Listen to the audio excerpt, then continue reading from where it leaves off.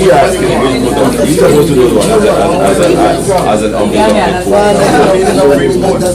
What is the strategy? That's one of the things that I pick up from what the judge said. You're supposed to know that the procedural methods have changed. No, he's not an attorney. He might be from St. Thomas, but he's not an attorney.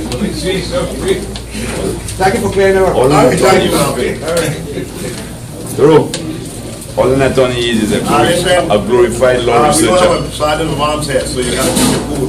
No, just say all an attorney is a glorified You can't keep it cool? law researcher. That doesn't mean to say he has a better argument. When I move, we move. When I move, we move. Yeah. Two of us can move. That's all an attorney. Glorified law researcher. So when you get But that does instructed, not mean two to of say us that he leave. has a better argument than When you. I get instructed, two of us And leave. research the law. It doesn't mean to say that he has a better argument. All he is a From age verified 19. researcher.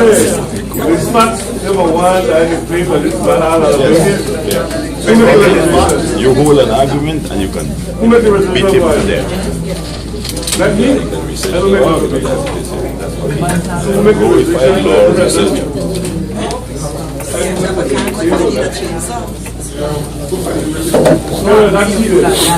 You make the resignation. All right. How to resign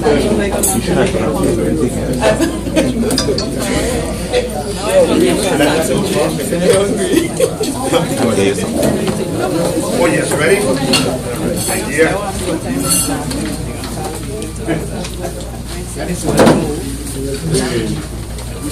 Madam Chair, it's 1:42. I'd like to call this meeting to order. Roll call. Good afternoon, Larry Bashalti, absent. Claudette Georges, absent. Harry Daniel, absent. Wilma Marsh Monsanto, present. Wilma Marsh Monsanto. Lydia Hendricks, present.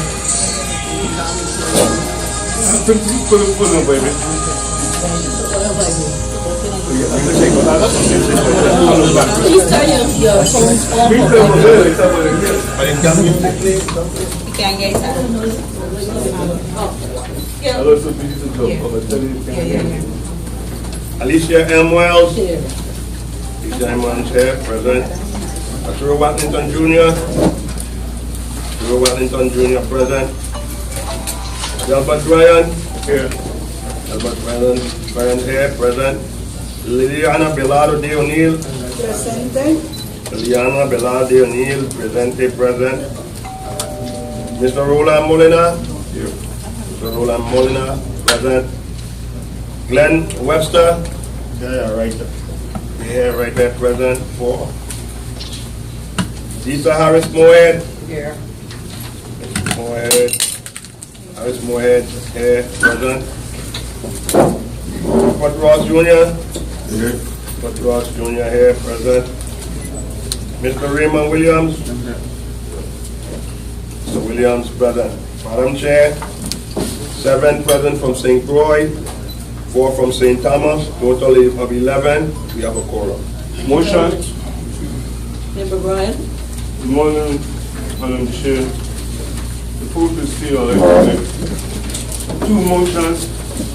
First motion would be on the agenda for today after the roll call, item D and item E. Except the item E has information for November 4th. Also, the D has basically the hassle or the voting.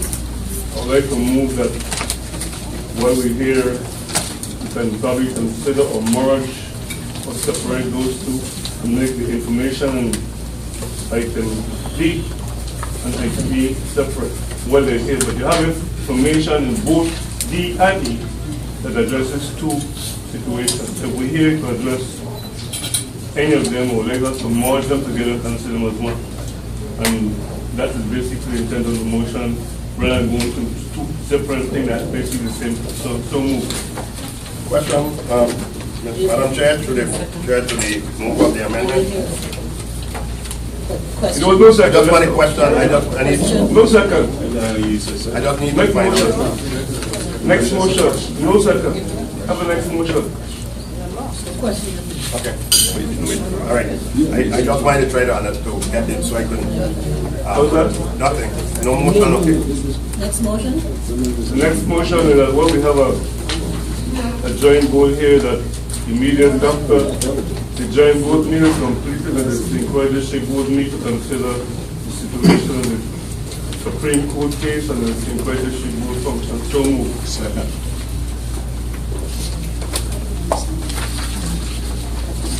The motion is that St. Croix board would meet after the joint board to discuss the Supreme Court case.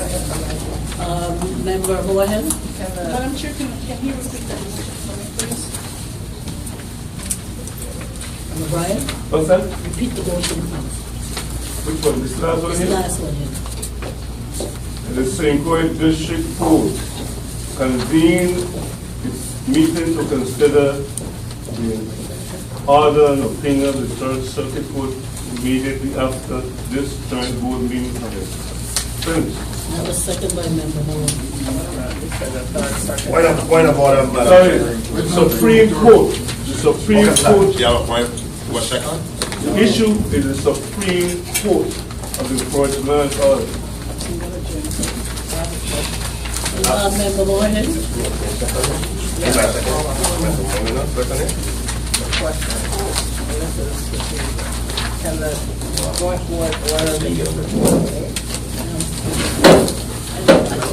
Can the joint board order the district court to meet? I've never heard of that. Well, the order from the Supreme Court of the board does come to the joint board. I understand that, I'm not questioning that, I'm asking a general question. Can the joint board order the district court to meet? Member Watlington. Madam Chair, I'm writing on a point of order to state that this joint board can't order the St. Croix board to meet. So that motion is totally out of order. May I speak, Madam Chair? Member Brian. If you read the Supreme Court of the board, that's how it speaks to the supervisor of election and the joint board to do certain things. So all I'm asking all these members of the St. Croix District Board to do is either to vote here present to convene and continue the compliance or what the intention of the St. Croix District Board is going to do. I know that the joint board can ask the St. Croix, but you have all the members of the St. Croix District Board here that should have been someplace already, they didn't get the information. So since they're here today, and the Supreme Court of the Province have issued an order to the joint board of election and the supervisor of election as of Friday to do something, is more appropriate and sensible for the St. Croix District Board to vote, yes, they want to be, or no, they don't want to be. Unless they want to have a reschedule of another meeting, 5 days from now. That is a simple thing. That's my intention. The simple thing is that, as Mr. Watlington We're not hearing you, said- Member Moorhead. No, as Mr. Watlington said, and that's why I raised the question, the joint board, you asked, your motion was to order the joint board to tell. No, I listen to others. I ask for The motion that I have written is to have the St. Croix meet after the meeting of the joint court to discuss the Supreme Court ruling.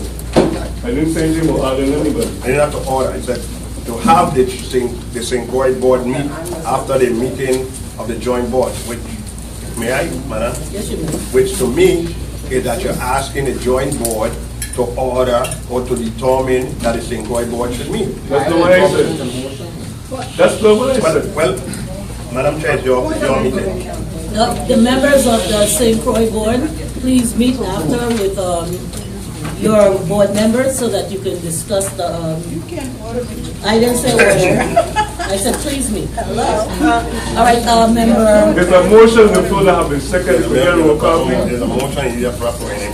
all right, roll call on the motion.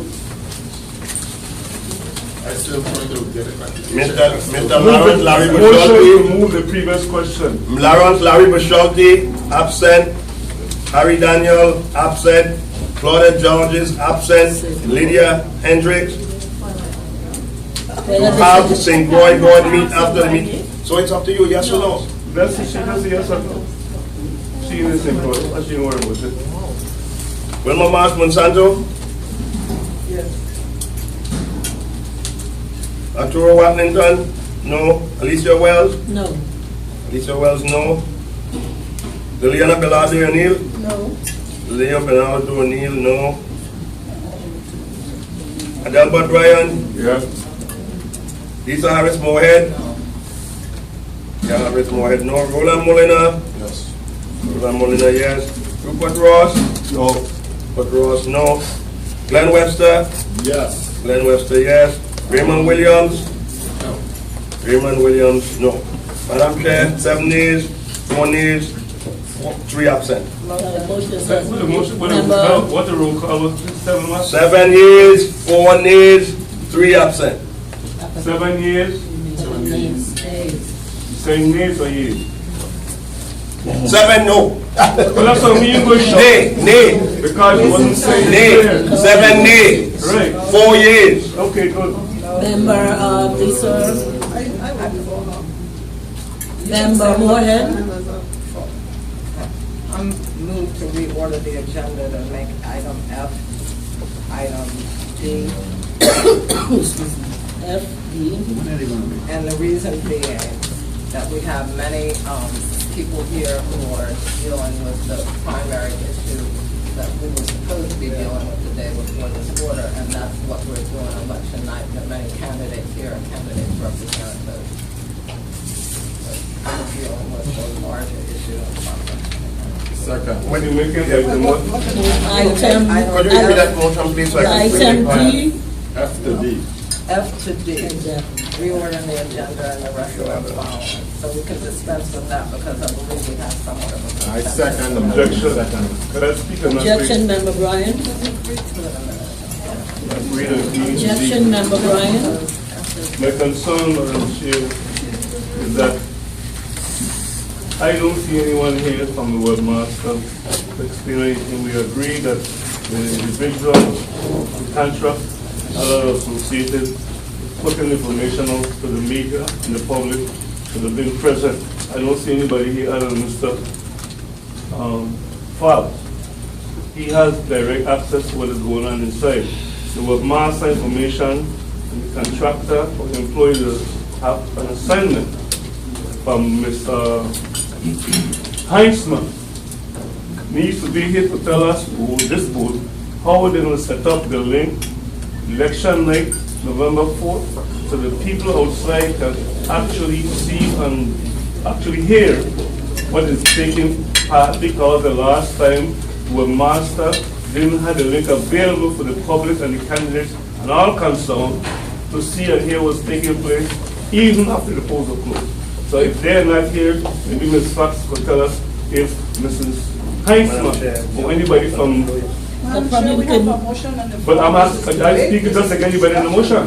probably that part we should leave out or get from Ms. Paul's She's right there, she can tell us. Well, we'll, Once the agenda's in order, however we're we going want to to do handle it, then we'll it. know. So we're voting on changing F to D, F to where D, before D. Okay. Lawrence Larry Schulte, absent. Harry Daniel, absent. Claudette Georges, absent. Lydia Hendricks? Lydia Hendricks, yes. Wilma Marsh Monsanto? Wilma Marsh Monsanto, abstain. Arturo Watlington, yes. Alicia Wells? Yes. Alicia Wells, yes. Liliana Bellardi O'Neill? Yes. Liliana Bellardi O'Neill, yes. Adelbert Ryan? No. Adelbert Ryan, no. Lisa Harris Moorhead? Yes. Lisa Harris Moorhead, yes. Roland Molina? Roland Molina, abstain. Rupert Ross Jr.? Yes. Rupert Ross Jr., yes. Glenn Webster? Yes. Glenn Webster, yes. Raymond Williams?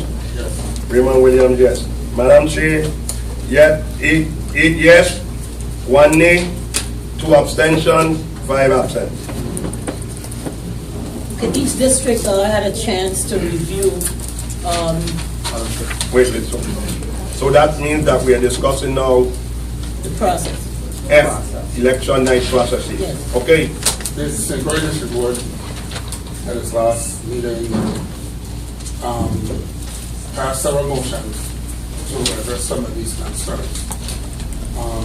And since the motion has been made to reorder the agenda, the question is whether or not Ms. Fox was able to reach out to the people that we requested to be here at the meeting so that we can get the information that we need. So the question is, should we share in the spot? Ms. Barbara Weisman was coordinated to be here today. Since the meeting was delayed, I delayed her. I'm going to text her now so she can come later. I was the only one that was going to be here. The website is up. She put up the website. I kind of shared it with the chair yesterday. Then there's Barbara Heitzman that's been on contract before I got here. How do you spell her last name? Heitzman, H-I-T-S-M-A-N. So the process is the information and the job drive is brought in by the judges and according to the security. The process last time was 5 job drives. The information is then sent from St. Thomas over here. We did not fax it the last time. This time we told me to fax it. Wait, hold on. My question only spoke to. Hold on. But you said the process. No. Hold on. Okay. Because it was Ms. Heisman. Okay. It's supposed to be Coverdale. Who else? Coverdale. Flight 2 and his flight is delayed. She was on a flight from over here to the Okay. because of all of this stuff. Madam Chair. You can't get an answer if I just vote for it. Madam Chair. Member Watlington? Madam Chair, I think Ms. Fox is a little premature in these statements. I think when in fact we said election night activities process, that is something for the board to discuss and decide how we are going to handle election night activities. We have some very unique situations in St. Thomas that's unlike St. Croix, and I don't think there is going to be a similar process specifically in each and every regard, especially when in fact we have people crossing water channels from the farthest eastern end of St. John to get to St. Thomas with or without information. So I think the boards need to discuss the process, not just tell us what a process is going to be, because from what I've been understanding, based upon what is actually happening now, our election night process is going to be completely different from how it has been in the primary, how it has been prior to electronic voting machines, specifically Shubtronic, and I think this is one of the reasons that we are here. So I just want to say that I think we need to discuss this issue of where we are with the DS200s, where we are with the automats, how we are going to handle the those machines, the ballots, and the other issues that we have been unofficially discussing, the issue of symbol voting and how it affects the reading or the tabulation of the votes thereupon. That's why I prefaced my remark, excuse me, just a minute. That's why I prefaced my remark by saying the board, because I figured each board had discussion. When Member Williams asked about the webmaster, etc., because I figured each board had to have discussion for their particular areas. I would like to make, Madam Chair, before we go any further, I think if we're going to discuss election night process, we need to have our counsel on the phone so that she can, in fact, make some recommendations to us in regards to some of the concerns and questions we have. Point of order, Madam Chair. Yes, Member. I understand this from same point of order. Yes. I understand you recognize each member here to speak. There's a practice going on here that when other members speaking, Chairman, Secretary Washington, we just start speaking and interrupting when other speakers are making. So if you're going to allow him to speak there, then everybody should be allowed to cut in and talk when anybody wants. I'm saying. Do you believe everything you say? I'm saying to you, Madam Chair, if he just say I was speaking too long, he said what he was saying all along the line, but what he believed should happen in St. Thomas. I am saying that is the very reason when we agreed in St. Clair Board that Dr. Coverdale, who is not on contract to be here, and that Mrs.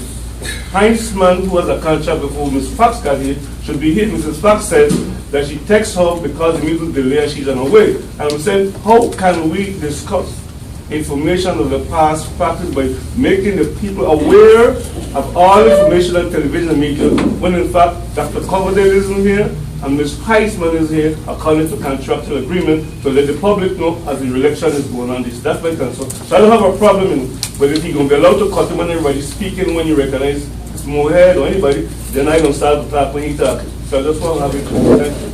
Member Morgan? Yes, when we talk about process, many people are here. What we were addressing, and that was the purpose of me reordering this, is the process that we're talking about is the handling of ballots at election night, which is, and I can only speak for the St. Croix District Board. I have had some conversations off the record with Chairman Watlington as to St. Thomas's position. But if I could just summarize what happened in the St. Croix District, we voted unanimously because of the problems with the DS 200 to election night, because the programming of the DS 200 done by the contractor ES&S varies from how they program the auto mark. We have an issue with being able to initially allow the voter to feed their ballot into the machine.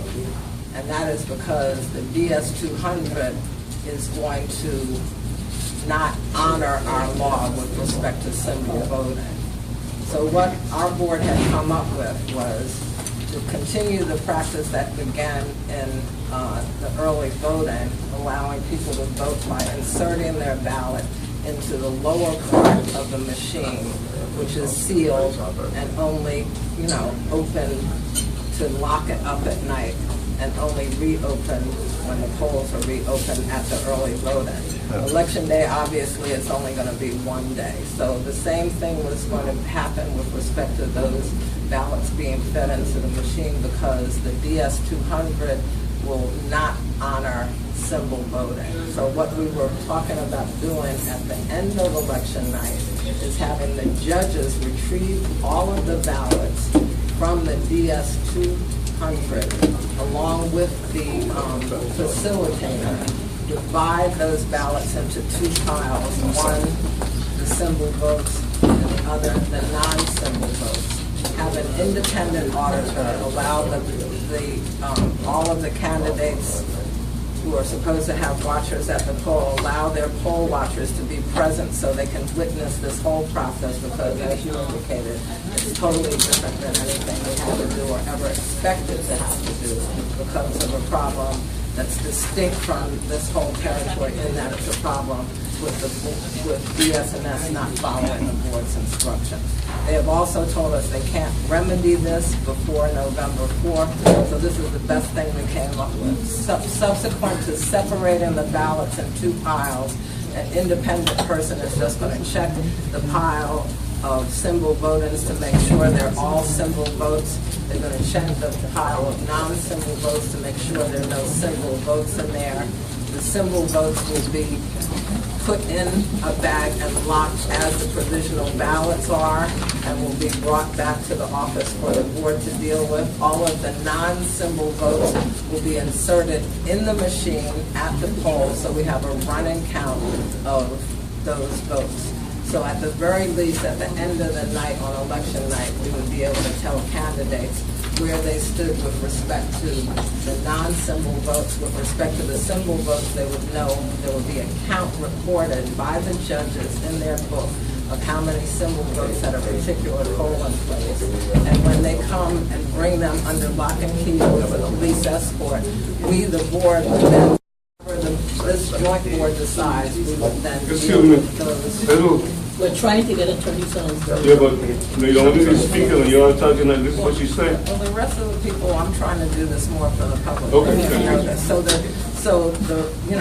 we would at least have a count, a verifiable count of how many symbol votes. We can't tell anybody on election night how many symbol votes are good or bad, because that's something the board has to meet and deal with, just like we deal with previously deal with walk-ins, just like we deal with provisional ballots. So these non-symbol votes, as I indicated, would be fed in the machine, so there would be a running count of that. And at the end, again, at the end of the evening, we would have a count, and then candidates would at least have an idea of where they stood. Because depending on how many symbol votes are out there, obviously it may change some results, but we would be able to report something. Because our concern was this, and this is the last I have to say, there was an opposite suggestion that we bring all of those votes back to the district offices. The problem we felt with that is chain of custody issues, because you're talking about votes coming in St. Croix from 13 different precincts. You have chain of custody issues. You don't have any valid number when you leave the polls of how many symbol votes are outstanding, and you haven't counted anything. So we would then have to be in the office, and board members, which I don't think should be our responsibility, because we don't we oversee what happens at the polls. We would then be the ones feeding them in the machine. The results would take much longer, and this is the best way we were able to figure out how to deal with it. And I mean, everybody else is here from the St. Croix board. If I've said anything wrong, please correct me. Madam Chair. Member Williams and Member Ryan. Let me explain something here. If we speak here, I'm a chairman. Williams. Can I finish, please? I'm not disputing time. Don't let Mr. Williams speak, Mr. Moorhead, or any member here. But I'm saying, as a chairman, I am trying to add to what Mr. Moorhead just said, so we can understand. If you want to skip me, I have no problem. I'll come back to you after Member Williams. Huh? After Member I have no Williams. problem. Let him finish, because I have a motion, that's what I have. Oh, all right, Member Bryan. You see what I'm saying? Okay. It is clear that any of us can speak as a member. If we haven't designated anybody to speak to the board, anybody can speak here. And what Mrs. Moorhead is saying is mostly correct, except that we had known, this board and the contractor had known through myself, Mr. Webster, I'm not with Mr. Molina, and this young man back to Terrell, because we were the most people around the machine, that the machine were used for primary party voting. So there is no way the function that they discovered lately that they didn't know was taking place. The machines are actually allowing cross-voting country to vote as law. Meaning that if Mr. Watlington go to the DS200 to the ballot mark with a symbol vote, selecting all 7 Democrats, because that's a first lane, and he pushes or mark in candidate X from the Republican, candidate R from the Independent, and candidate A from the ICM, the machine is actually accepting 10 votes. Everybody here know that plainly, they don't know. ESMS had known that, members here had known that, and if we look at a presentation that was made at the senior citizens with Barnes property, you would hear a member of this same board telling the people that on election day, the machine would not show a overvoting, because really, overvoting will not be shown on the screen as it would have been shown all the time. So I'm saying we know that, and this board didn't just find it out. So the question is, what I'm hearing in the public and the news, that the company told us that they can't do anything with the problem unless they get another $350 to do it. I need to find out from Mrs. Foxy, does the Virginia's election system owe ESNS $350,000, or does she have any information in writing from ESNS that it would take $350 to correct the programming, or does she can tell us today when Ms. Alexa, from the primary to now, when is she going to come to? She had known also that the machine was cross-voting. So when is that answer? I need to get the answer clear, because there's 3 things that are concerned. The cross-voting that is going to register, the $350,000 that they're claiming is needed to correct the situation, if it is writing or communication to Mrs. Fox's supervisor, and then again, when and why Ms. Alexa isn't here, since she was going to solve the problem. Thank you. If I Wait a may. minute, Member Williams, you going to the motion? Member Hendricks? I heard you speaking about an auditor, how are these auditors going to be assigned? What would be the criteria for you to decide that this person is an auditor? Have you gone to those extent? Right, well, what we had proposed, and we didn't get any details, was that the supervisor would be hiring these people, and all these people need to be able to do, I mean, they would have to, one, be a registered voter like anybody else that works at the polls, but all they would need to be able to do is know what a simple vote is and know how to count. So you say the judges can't do that? Well, we wanted to have there was a suggestion made that you have a third person, so people would, people who had not been working at the polls all day, just to simply, oversee the process. You're going to have, I believe the auditors will actually be the candidates and/or their representatives, because they'll be the ones that have a vested interest. But that was a proposal, that part could stay or not stay. Well, the poll watchers, I'm talking about as the candidates' representatives. So if you think you don't need auditors, then that's fine. If we need auditors, then the spots have to hire them. Well, it may be, but I just want to correct one thing that member Brian said. I'm not disputing anything he said except for his description of overvoting. It wouldn't be that they would accept 10 votes. They would not accept the 7 Democratic votes. If you're voting, you said that the machine would accept 10 votes. It wouldn't, the cross-voting means that if I go in and I vote, and I'll use different examples and this will be quick. If I go in and I check off the Democratic Party and I vote for Kenneth Mapp is going to get the vote. If I vote if I vote the Democratic Party, forget about the gubernatorial race. And in the senatorial race, I choose, and I'm talking about in St. Croix, Positive or Nellie or whoever else. Those 2 would get the votes. The 7 Democratic senators would not get any votes. So the cross-voting means you're cutting out the symbol vote. It's not that the machine, I think what you mean by saying that you 10 votes, it wouldn't come up as overvoting, but the votes are going to go to those single people that you're voting for, the non-party people. If I may, Madam Chair. Just a minute, Member Marshman Santo. But I'm saying we're speaking about the same issue. Yeah, Mr. Marsh is not just saying for district to understand that. I am telling you, Madam Chair, that this young man back here, Mr. Terrell, and Mr. Molina, and members here, specifically 3 of us, we've been saying the same thing. Because you were using the machine for the primary Democrat, Republican, and ICF. After that time, the people from ES should have come here to correct that situation because they had known that people could have done what I'm saying, and the machine will actually, if you had one right here now, I could have shown you, you could have taken a ballot, fill in the Democratic single, and write in 3 or 4 more candidates that are not on the Democratic ticket, and the machine would actually take them because it's scanning all those filled in, bubble in, or mark names next to the bubble. That's what the machine does. So it is still cross-voted. I'm not In the essence of time, thank you, Member Marshman Santo, and then Member Watlington, after Member Marshman Santo. When the law is broken, these are the kind of problems we encounter. Because the law required that the Democratic Party pay for the primary election, $350,000. The board, in fact, agreed that the government should pay for that. The board of election should pay for that. And that's why we're having a problem today. Now, don't shake your head. Just listen to what I'm saying.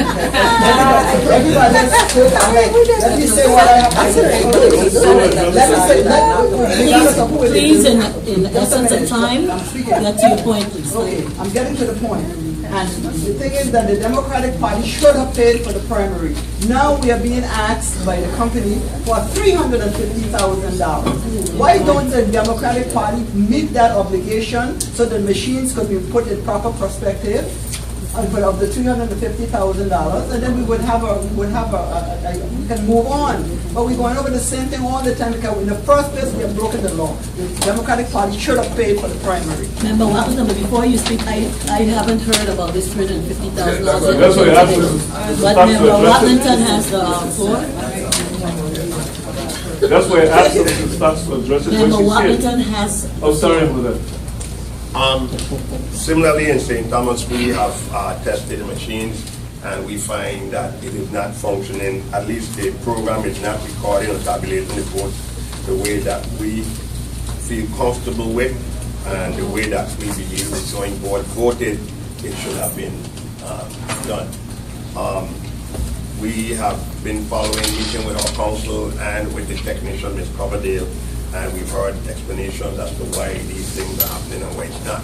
One of the items that we found that was very interesting also is that under certain conditions, in addition to the symbol, the machine is also, if we're not going to allow the voters to feed their actual ballots into the system when they cast their vote, then we're going to also have a number of spoiled ballots because they're not spoiled, but rejected ballots. Some saying that they're overvotes, some saying that they're unmarked, unreadable. And also, we've encountered a situation where we willfully double voted on the questions that are on the ballot. And the questions, I call them. I don't call them referendum. Questions on the ballot. And if you vote, if you overvote on the question, it also rejects the ballot in total. So in addition to just separating those ballots that may have the symbol vote, I am saying that you have to be mindful if we're going to vote for a uniform process, that we also have in there those ballots that are rejected by the machine so that the board can evaluate those rejected ballots and determine whether or not they are only spoiled in one category or two categories, as we would have counted them prior to the advent of the DS200. When we spoil in one section, it does not mean that the entire ballot should be spoiled. So if we are going to make a motion for the process, then I would like that if we make that motion, you include the symbol votes and those other ballots that are rejected by the DS200. And I think that's, even though it makes our task a little bit onerous and a little lengthy, I think the fact that we would have a paper ballot that is, the vote will be consistent with the report, because you don't want to have a report saying one thing and your paper ballot actually showing that there are more votes than is recorded on the paper. So I think we have, I think we have, I think we have a consensus. I think I could speak for Ms. Hendricks, Ms. Wells, Ms. Georges, and Mr. Daniel in that regard. In that regard, in terms of the fact, in fact, that we have a majority of the board members who have discussed the issue and is agreeable to that process. We also want to merely suggest, as Ms. Moore said this morning, we were thinking about doing that the same night, but after having a similar discussion with her, we believe that what we need to also vote on is that those ballots be locked in a double-sealed ballot box, and then the next morning we start that process at 10 o'clock. Point of order. That's crazy. Madam Chair, Dean Rush of order is not clear. Mrs. Mohammed told us earlier, and she made reference to the auditor. It's not clear to the members here that is not one auditor, it is an auditor for each polling place, meaning we have an auditor, the judge, the facilitator present when this is done. I don't want nobody to believe they'll take one auditor and come there. The auditor is supposed to be at every polling place, so when the precincts use them at the precincts at the polling place, in other words, it depends on how many precincts are at the polling place. You have an auditor for each precinct on a particular polling place. That auditor will stand there with the candidates at the polling place in the precinct, the judge, the auditor, and the watchers and the candidate watchers. So they will oversee what the judges at each poll and precincts are doing when they open these ballots to separate them, and the auditor would come in to make sure that the judge, the facilitator, and the workers there see how these ballots are being separated and accounted for.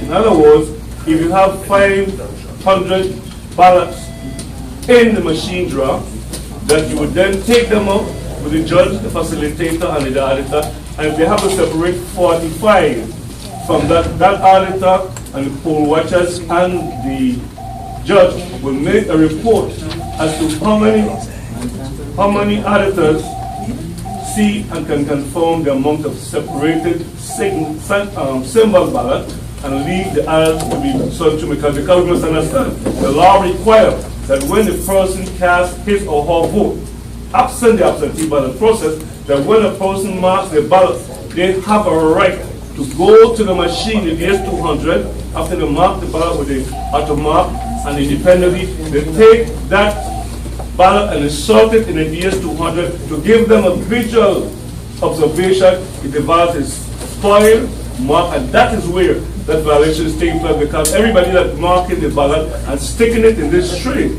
is not observing how the ballot will be cast.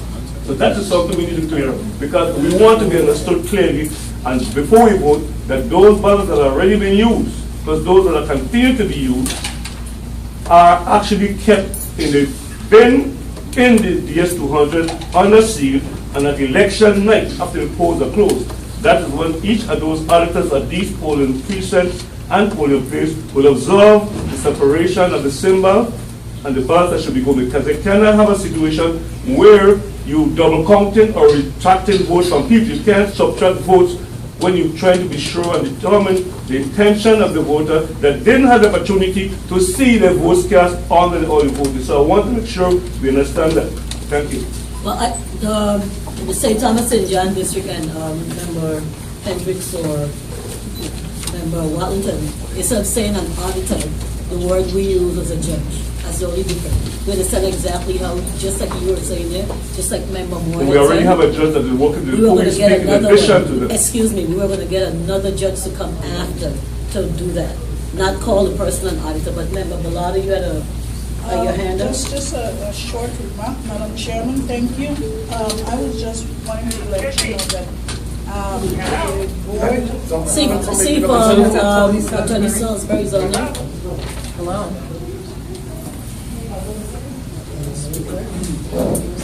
Okay, is she on the line? I don't know how to operate it. Anybody, excuse me, they're saying Salisbury was on the line and got cut off. Does anybody know how to put her back on speakerphone? Member Bellotta, hold it off. No, let me finish this is short, Madam Chairman. I just wanted to... We're going to have a recess after Member Bellotta is finished. Yeah, but I don't want her to just hang over the phone. But she's not there, so she was cut off, huh? She's supposed to be on line 1 is what I was just told. Supposed to be here. Member Bellotta? Madam Chair, I just wanted to inform the members of this. Excuse me. What Mr. Waddington discussed about having spoiled or rejected ballot was discussed by those members who were present. So we have discussed that we would put the symbol ballot on one side and the rejected ballot on another side and bring them separately to the Board of Elections. So that has been discussed amongst the employees of the district. Okay, the same thing we're saying. We're going to have a recess so we can get Member Bellotta, the person from here. Mr. Allen. That is a violation of the law. To just call it. You need to be able to know when you put your machine, yes. 778. It's supposed to show you whether you make a mistake or not. Then it prevents you the opportunity to have two or three spoiled ballots. 362 is a number here. That's a number here. So you are denying me the opportunity to have a spoiled ballot. Okay, well, we didn't know as well. So we took a recess to try to make sure, so if you can call now. And then She's supposed to be here, she said she was coming. okay, she's going to be calling right now. Yeah, right, yeah. She's calling And right then now. this can inform me. So if I made a mistake, so then I missed the opportunity to get a spoiled replacement. Because we're still waiting and we're... 3 of 3. Nonsense, man. You can't deny it. You are disenfranchised. So what about the disabled people? Attorney Salisbury? Hi, today. Huh? All right. No, Okay, man. I wait. do have to come to better. Okay. Madam Chair, point of Are you order. putting my opportunity? You have a recess. Isn't it understood that Attorney Salisbury was on the next slide? That's the way you said, Mr. Terrence? But there's all day today for those persons who need edification. We're back I'm on sorry, the Madam record. Chair. Yes. I'm just We repeating didn't go my on the answer. recess yet, right? Yes, we are. Well, my point of order is, we were told before the people person messenger came in that Attorney Salisbury has missed the plane and she'll be on the next plane. I want to find out if the plane ain't leave yet or when she coming. She gonna be talking on the phone and she gonna be making a decision. We need to think as a board, not as what the attorney is saying. I just want to make sure. Granted. Attorney, you don't run this. What happened is there were only one plane coming back and forth. The two members who they put on for the 10 o'clock Okay. flight are seaborne. No, who made the reservation for the plane? I don't know about that. So, no, it's important. Excuse me. That's irrelevant. Excuse me. Excuse me. The two members that they put on were members Marsh Monsanto and member Hendricks. No, I'm not They talking didn't about put on, I am though, and they didn't put on Attorney Salisbury I hear because that. her flight was a different flight. I hear The that. plane was supposed to come here, drop them, and go back again. But I'm saying, Madam Chair, you and Mr. Woodland came this morning. You told us this morning there was seats on the plane we all came in. So whoever made the reservation for you to come could have put all these two. Well, I don't run the airlines, I don't know I know, about but I'm weight saying or whoever made the whatever. reservation for you and Mr. Woodland to be here could have also had seats on the same plane that they came and that didn't have a seat. And besides, Cape A, Coral A, C Bonnet, C Plane have 4 planes coming here. And Okay. you came with I just want the record to have Thank you very that much. excuse those Thank you very much. Thank you. Member Moorhead? Very briefly, the only thing I wanted to add, those what Member Watlington and Member Ryan said about the process is correct. One thing we didn't add as part of the reason was that, again, at the polls, you have individual polls, you have the room for everybody to see. If we were to bring them back to the board, it would be a congested area, it would be difficult for candidates and their watchers to see what the process was. And that's the primary reason for doing it at the polls, besides having some accuracy with respect to Member, Attorney Salisbury? Yes, Good afternoon. good afternoon. We have a full contingent of members from the St. Croix district and from the St. Thomas St. John district. We have members Marsh, Monsanto, Hendricks, Watlington, and Wells. So you have a quorum. Yes. Where is she We're coming from, looking at, please? excuse me, we're looking at the agenda that was reordered. Do you have a copy in front of you? I do. I don't know about it being reordered though. Well, I'm going to tell you how it was reordered. Okay. We took F and made that the first thing that we're discussing, so we're now into the process. Remember at our meeting, we spoke about the ballots being pushed into placed into the bin, Yes. and then what would happen the night of election. So that's how far we are discussing this. Okay. Have you taken any vote yet? Not as yet. No, we haven't, because people were saying they wanted you on the line, but. What do I do here? It's my understanding, if I may, Member Wells, that you had a discussion in the presence, your board had a discussion in the presence of Attorney Salisbury. Yes, I did. correct? So did the district board. So we're basically saying the same thing. And what happened before you got on the phone was we were trying to explain it so the public would be aware of what we had discussed thus far. So if you could just either reiterate or give us your opinion as to whether or not what was discussed with both the district boards makes sense to you legally. Point of order, Madam Chair. Member Bryan? Point of order, I'm hearing a voice saying that she's Attorney Salisbury. I have 2 questions. Where is she calling from? And she intend to come to the meeting on a plane? If that is, make clear for the record where she's calling from, and if she really intend to be to the meeting, and she changed her mind and we're calling from someplace other than St. Croix. Because we have 10 attorneys in St. Croix, they may come here, right up here, they could have come here. I just want to know where she's calling from for the record, and why is she here, or she's not to come in or what. Attorney Salisbury? Yes, I'm calling from the Department of Justice in St. Thomas. I decided not to come so that your meeting could start because I could not get on a seat on the plane with Ms. Hendricks, so it would have been another hour before I got there.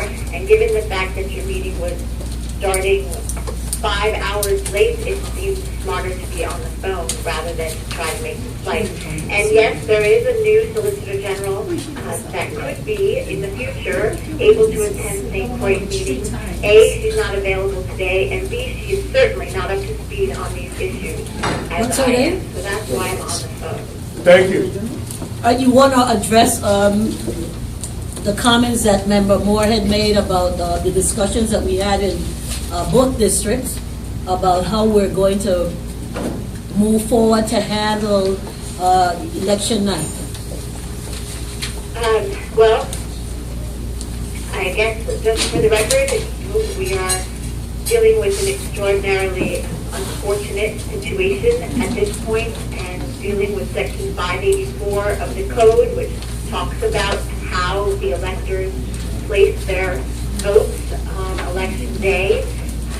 We have Section A that talks about a elector voting the ballot on an electronic voting machine. Of course, it goes on to say by depressing the button, which wasn't going to happen anyway.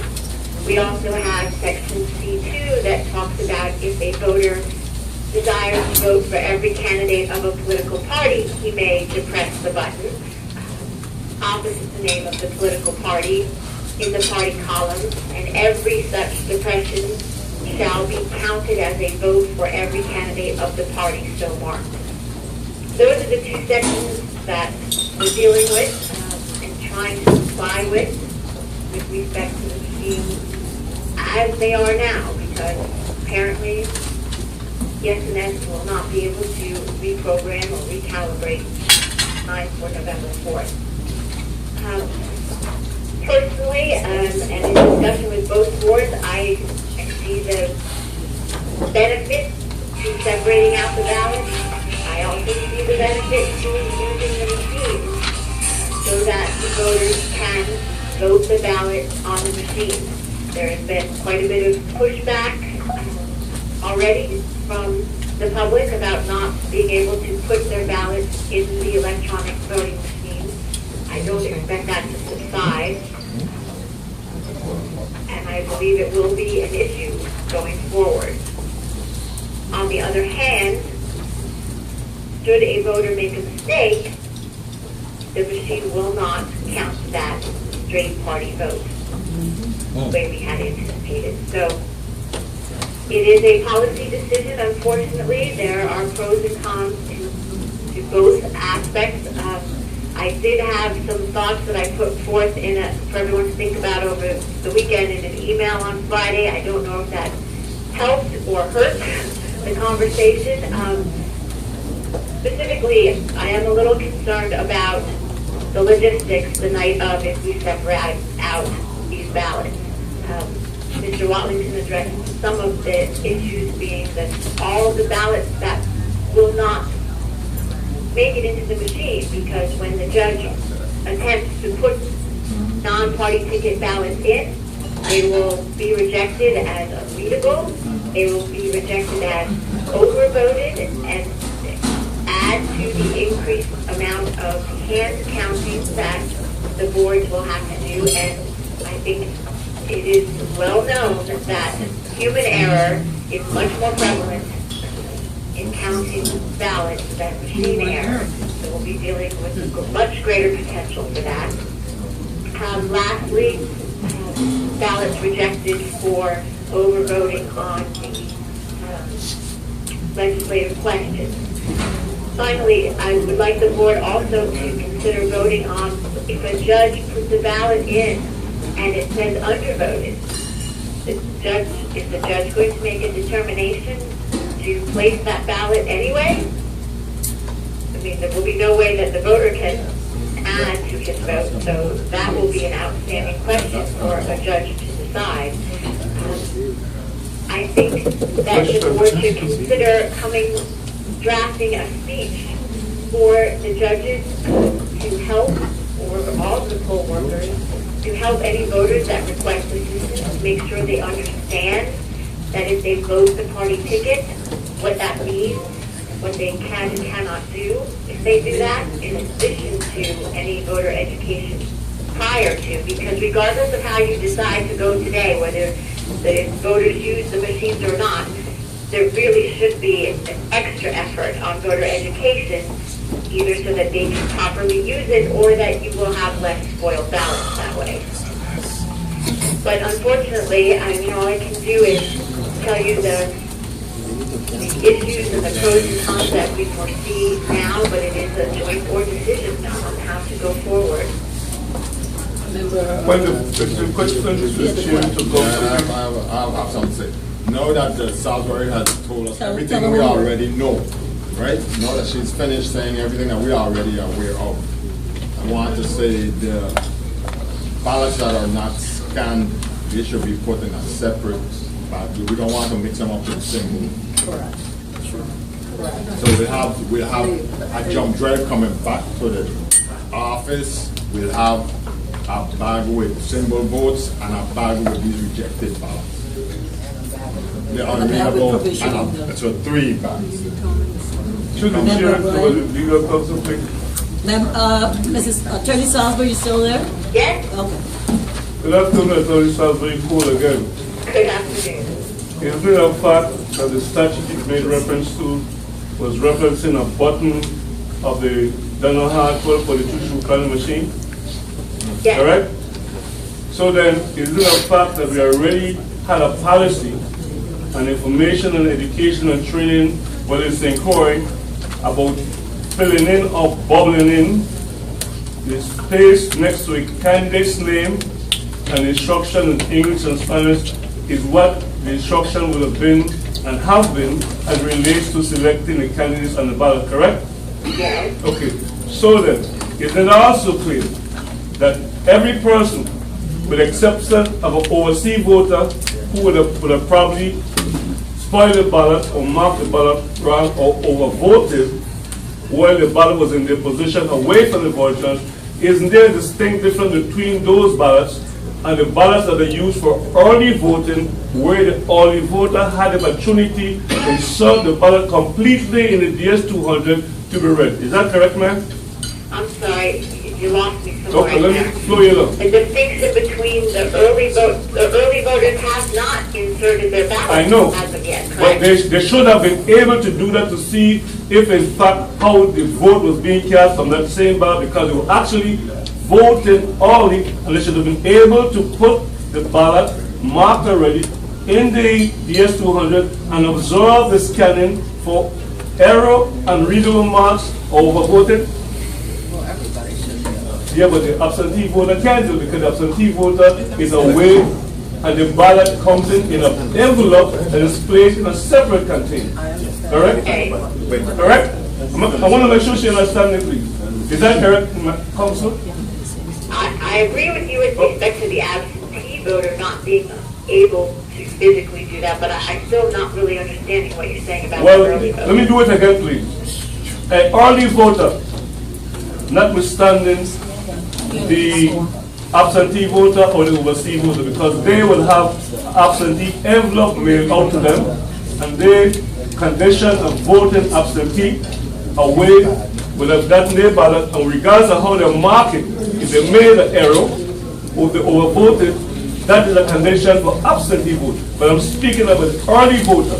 If you go in to vote early, under the early voting condition, isn't it your right as a voter to mark your ballot and select your candidate or candidates, symbol or otherwise, and you must be that person inserting your ballot to observe your overvote, your unreadable marks, or how your vote is going to be counted. The machine will tabulate from the public count and the protected count. And there is where the absentee voting is different from the early voter, because that person who votes early must see how he or she votes is being cast by being able to recognize the problem of the mistake and the ballot, so they could actually get a new ballot when they make it correct.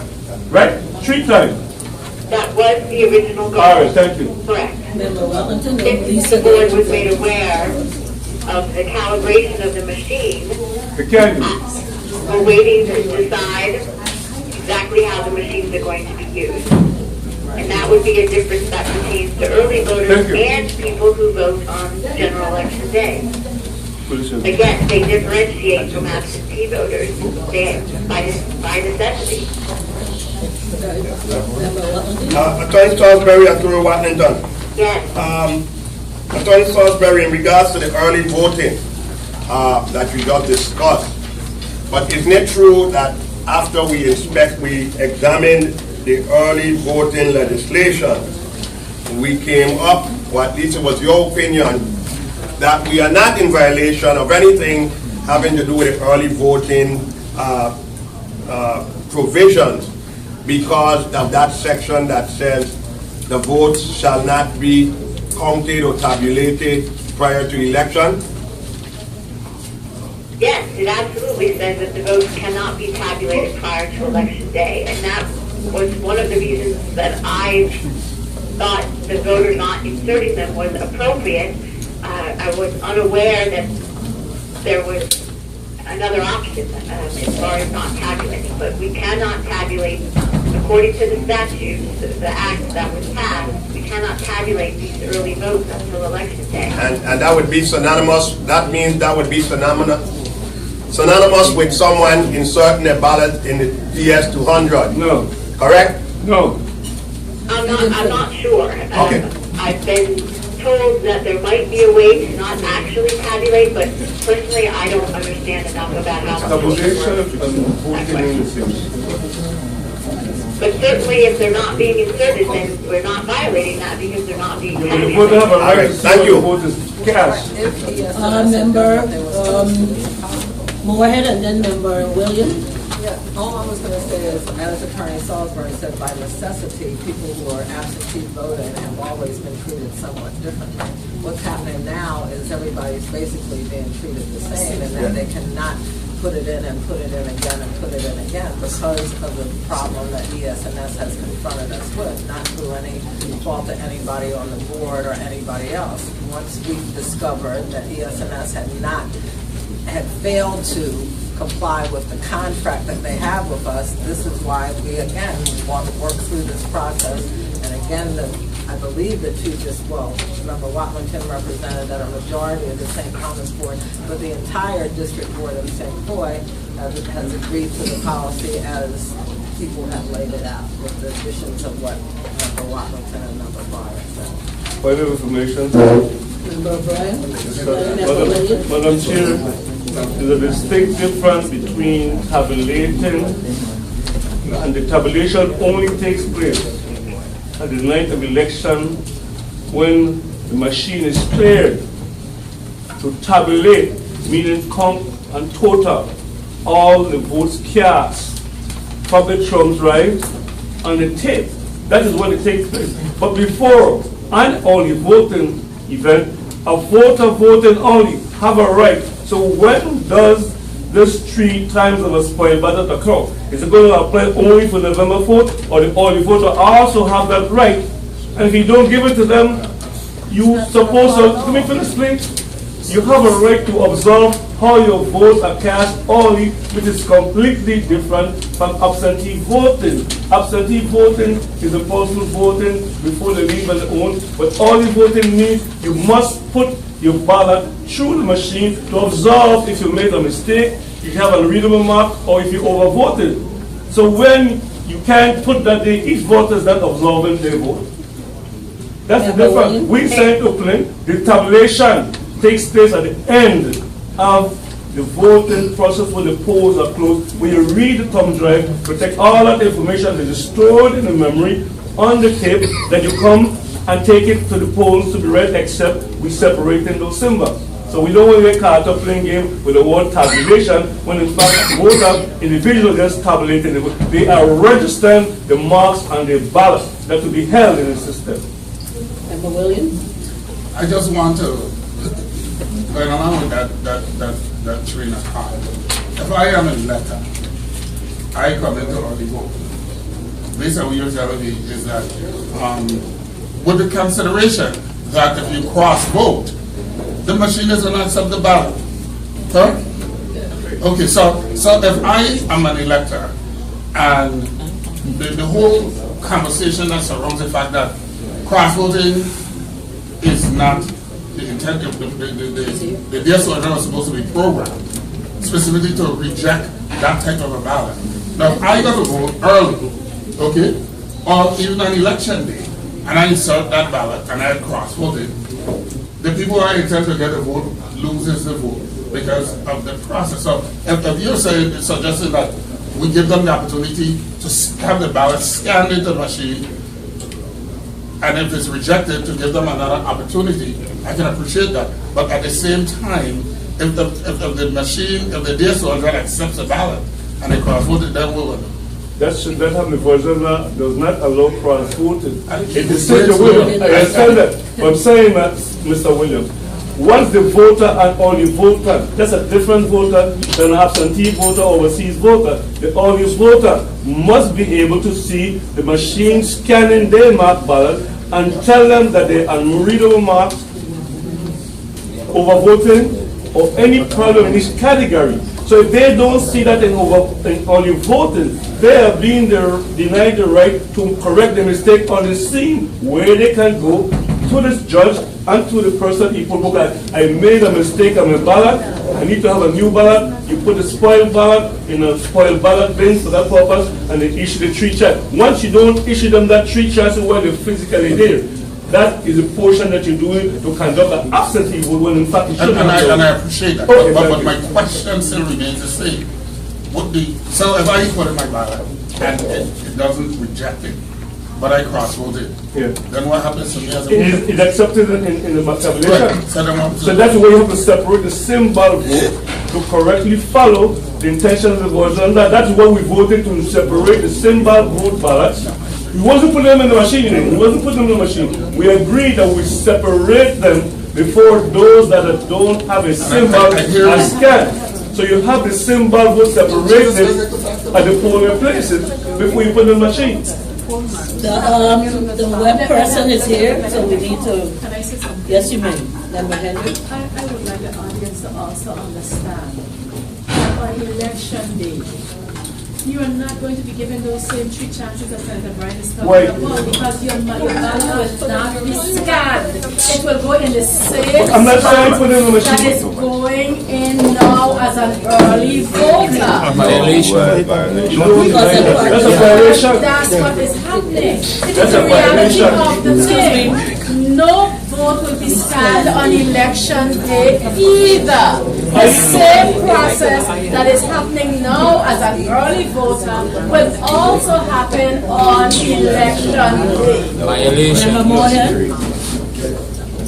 You have to scan the Member ballot. Molinar, sorry.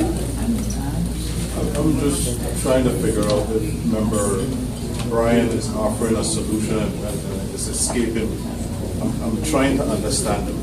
So I would like everyone. Let me say again, you understand? I'm trying to understand. But let me say to you again. You and I and Mr. Terrell have been to most of the demonstration with the machine.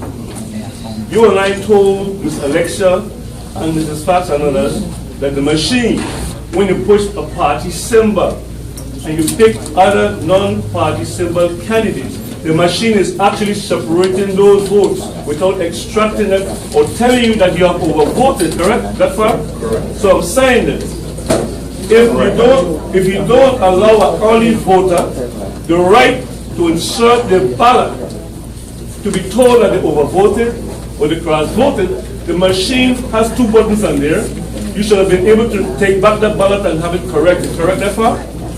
Okay. So then now, if we decided that in this early voting, since the machine is allowing the cross-voting and taking both votes from symbols and otherwise, then we don't know who to take from or who to add to. So we agreed that you would separate the ballots that are held in the bin in the DS200, separate the symbol votes, so that the board, according to law, is the only group of people to determine the eligibility and the intention of a voter from a symbol versus the other candidate, correct? So we're not putting them through the machine at that time. When the auditor and the judges have separated these symbol ballots away from those straight voted, the machine, the DS200, will read and scan those things, except but we haven't done that to allow the voters to do that. So you're actually removing the symbol ballot, and these ballots that have no symbol marks on it can be scanned and read through that DS200 without any error, because you would see, but if you do that, you're still disallowing those people who should have had the right to put it through the machine, the right. So if we never try to do that, you have to agree on a policy that you're going to have these symbol ballots judged by the board members and all these candidates in the polling place and precinct to see what we're doing with those ballots. That's what I'm saying. Okay. Am I clear, sir? Okay. And I got you. Good, thanks. Where I lost you, right, is when you said the machine and then you use the S200. The voter is still placing the ballot down inside of that emergency bin. Slot. Right. So we all speaking the same thing. They are walking up to the DS200 and placing it inside the slot, like how we doing in the early voting. Right. All right, good. But the early voting process, right, is the problem. That is why you can't put the early voting ballot through the scanner, because you don't know what symbol is used when each independent early voter puts it in the machine. So either you're going to set a policy to separate those symbol ballots and continue separating all those ballots in the tray. So the poll closed at election night, the judges at the poll places and the precinct will have the auditor present, and they will separate all these ballots, take the symbols and do them manually. And then you will have to put the others through the machine, because the machine, the DS200, can read those same unmarked symbol ballots through the process, because it is a scan, except that should not be the process. So you're looking for a solution to what went wrong already, because ES&S have not sent that person to correct the program. Is that what happened? Okay, good. So we have a motion on Member Madam Chair, I'd like to ask the board to approve a process wherein the electors are not allowed to insert their ballots in the DS200. Rather, judges or individuals appointed by the respective district board will so do after those ballots. Can I have a copy when you read it? Motion to issue certificate copy. And any other ballots that are rejected by the DS200 for further inspection by the respective casting by the respective district. Point of order. Point of order. Objection. There is no second. I said objection. Okay. Objection. Okay, let's agree that second. Okay. My objection is clear. This lengthy motion amendment he's read, I want to read. You see him start to stutter through it? I have a right to read what he has in hand. My motion is that every member of this board, my motion is to, before we continue the vote, that every member get a copy of the motion. So what is moving and reading. So moving. Wrong card. There's already a motion on the That's all right. What I'm saying is, there was a motion. please yield with all of us having point by point. There's a heavy motion. There's a amendment. Hold on, let me speak on I will let member there's Robinson is going to objection, speak and to I'd like his to motion. speak on my time, again, the objection. What I've attempted to do is read what we've been discussing here for the last 45 minutes in regards to a process that we've been discussing now for the last 3 days informally. I've said nothing in this motion other than, in fact, we're going to allow the judges or persons who are who are appointed by the board to insert the ballots into the DS200 after they separate those symbol votes that are questionable. And after that is done, any other votes that are rejected along with the symbol votes will be brought to the board for the board further inspection and for the board to count those portions that are good portions of those ballots. Now, if he wants to have a copy and Ms. Fox will get a copy of what is written here, I have no problem with it. But I don't know how he can properly move that every member of the board get a copy of this. When in fact a motion is now pending on the floor. The point of order is a motion for the board members to decide they want a copy or not. He read the motion, and I said point of order. I said point of order, Madam Chair. Point of order was the rule being violated. The rule is that we must have such a lengthy amendment in writing. That's the Robert's rule. He can't read what he wants and that's what he thinks he says. We need to have it in writing. That thing is not in writing. I'm asking for a copy in writing for all the board members, not for me. He knows better than that. You don't offer a lengthy amendment and don't bring it to the floor. Member Ross, you have your hand up? On two issues, Mr. Chair. Madam Chair, we have the ability to make copies. Sure. No, because Ms. Fox said she couldn't make a copy of something we had before. We got a copy machine right in there. That's what my president business. Can we ask her? All right, the next I have to. the next square member. Watch it fall apart. There's nothing. You should bring it anyway. Well, let's go to the next square member Ross. The next square. If we have the ability to make copies, then we will. Motion recess for 5 minutes. Let me, Who's running it? I'm still, Madam Chairman.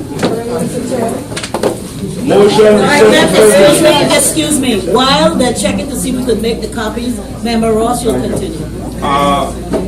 there seem to be, Member Ross has the floor. there seem to be a misconception.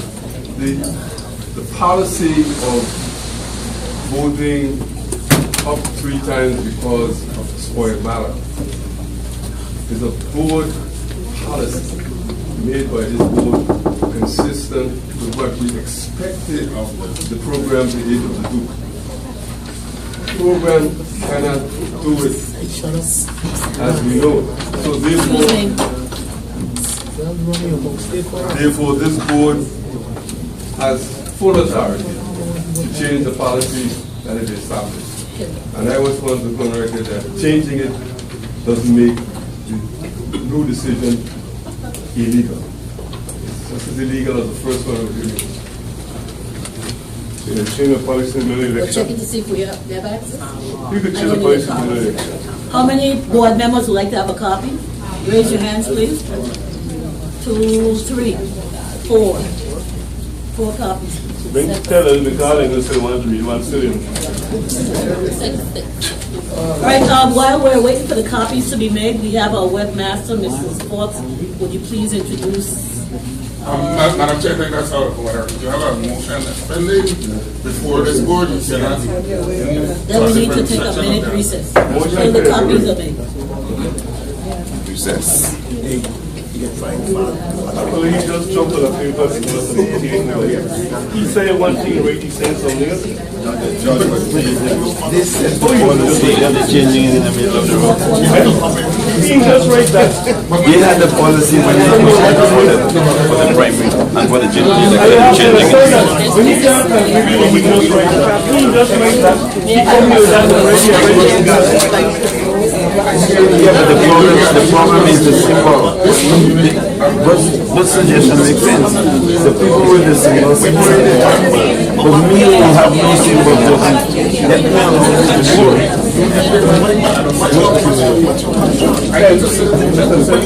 Recognize the problem. Okay. Separate it. But the people who have no problem let them vote for the symbol. In that way it will make things easier for that's all what this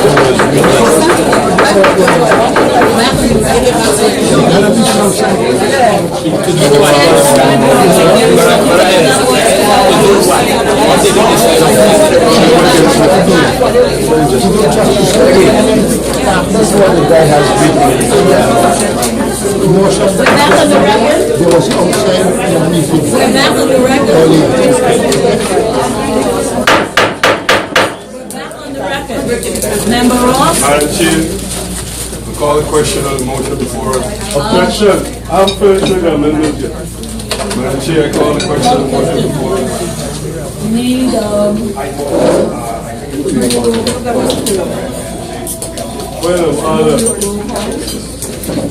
Point of order, that amendment increase, don't understand that can, are you really serious? You see that piece of paper when he passed in the front of the face? And same thing you do with the building in St. Thomas. Listen, again, Madam Chair, let me say something. It's my motion. Madam Chair, I call the question. Question be called by. All right, roll call then. Yes, that's right. Objection. All right, Lawrence Larry Bashalti.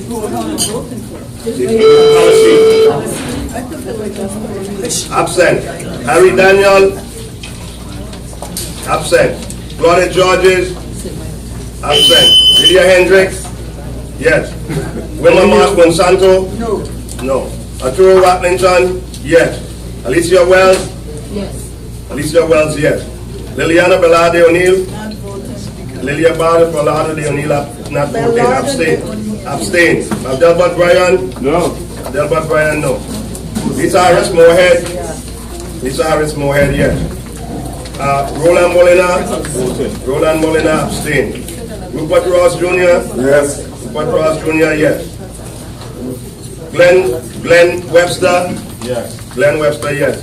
Raymond Williams? I am not voting. Raymond Williams, abstain. Madam Chair, 6 years, 2 nays, 3 abstain, 3 absent. I can't believe that Madam person Secretary. not voting at every Madam time. Chair, Madam Chair,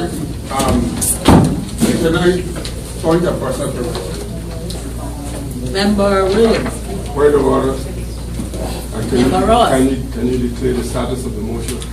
The motion is carried. Thank you. Sorry, thank you. That's a motion. Member Williams. Member Williams. I'm trying to, my point of personal privilege, I'm still trying to understand what member Watlinson has written. Okay?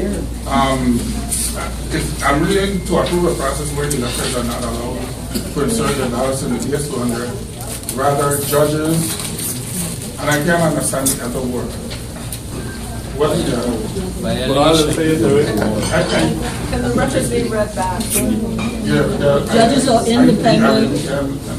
Madam Chair, I'm going to respond to Mr. Williams. You know, this is the first time. Okay, all right. I'm not going to read it. I'm going to say exactly what we discussed all I know what we discussed. but that's what the motion reflects. The motion reflects what we've been discussing all day, informally, formally, that the board will in fact appoint or direct judges, inspectors, or other individuals to insert the ballots, separate the ballots first, then insert those ballots that are not symbol related into the machine. If in fact they are ballots that are rejected by the machine, those ballots will then be put aside and brought up to the board for the board final inspection and determination as to what happens with those boards. Now let me first say that this roll call sheet has one line on it. I cannot fit all that information on one line. Thus, I have to write it on the side of the paper. Well, that's what I'm saying. But we've been discussing this for more than an hour. Step on right there, so to write it. All right? Step on right here, you want to write what you want and tell it of me. Mr. Continue if you want. Motion has been passed. Excuse me. It's a scam. Use a scam. I said scam. This is a scam. Use a scam. Motion has been carried. Mrs. Forbes is going to introduce our web person. Thank you very much, Ms. Forbes. Again, good afternoon, board members. Ms. Barbara Heights is here. Again, she's the same webmaster that was on contract with elections prior to 2012, just to give her update on the process on election night.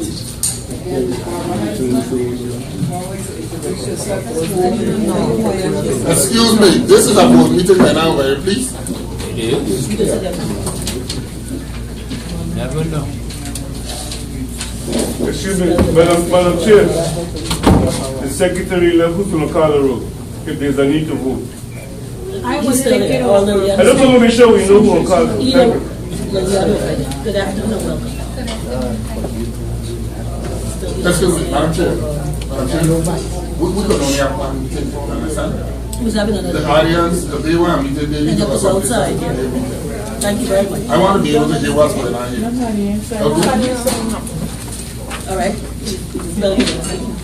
My last name is Tyson, H-I-T-E-S-M-A-N.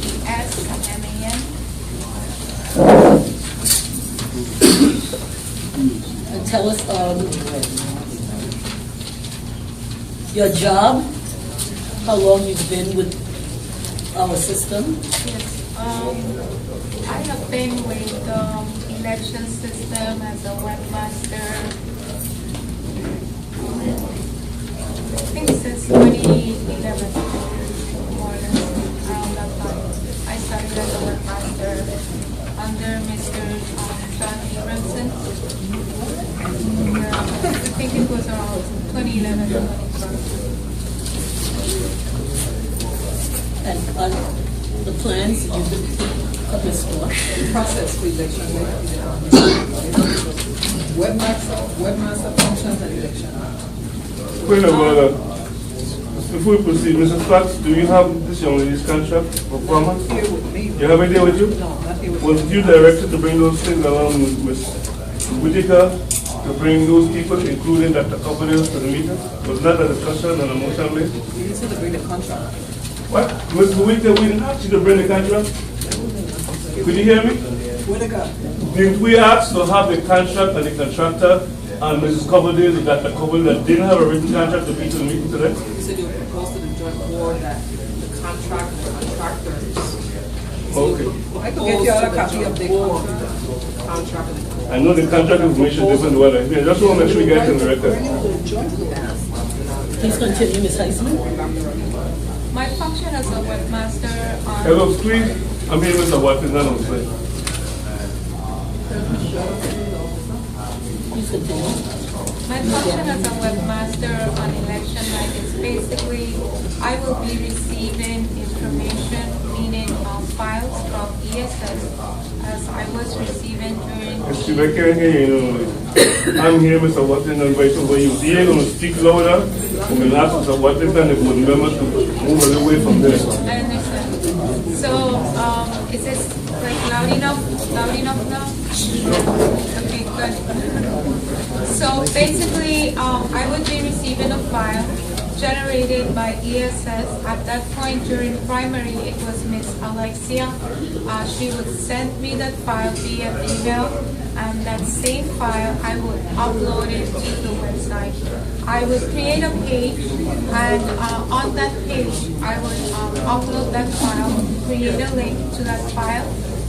I would create a URL and link to that file, and then that would voters and whoever goes on to the website would be able to click on that link and access the file. When you say voters, Or whoever accesses at the board of election and night of election, how does the BIT personnel or Dr. Coverdale access the web link to bring the immediate information as you receive it from ESNS to you? How time limited is between that taking? In other words, if ESNS put the information to you, when is the time table between which you put it to you, so you put it up on a link, and you webmaster and bring it back down to the keyboard to see what is taking place? That normally it takes me like 3 to 4 minutes to upload it because I use 3 to 4 minutes to upload it. I use FileZilla, which is an FTP software that is used to upload the file, and then I take that file and create that link because the page has been created already on the site. And I create a total of 5 minutes at the most to set up that link. So within 8 minutes, when ESNS send information to you as a webmaster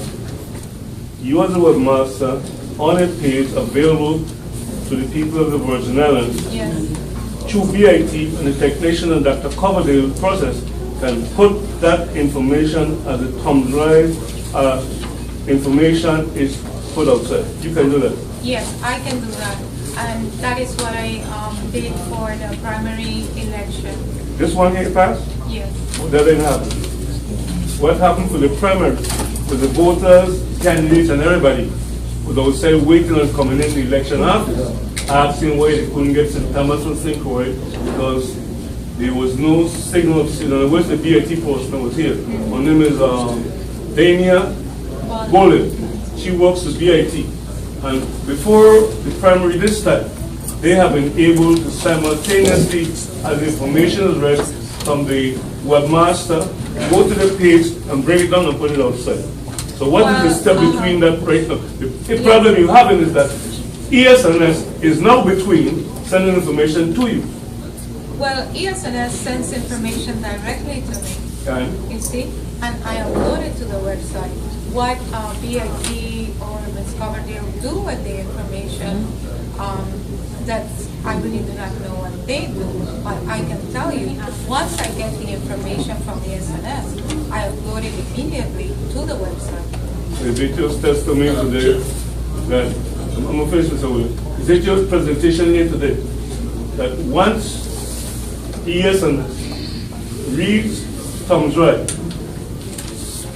get that information to you, the webmaster, and a link, within 8 minutes after that is done? That whole process will take 8 minutes, and the people outside, the public, voters, the candidates can see it. I can upload it. No, would that happen? Yes. That's if you can. Would that happen? Once she sends me the information. What he's saying is not what you're saying. I know. What we're trying to get from you, the piece in between is that what happened during the night primary. The information was not available for TV, for Channel 12 to broadcast to the public outside.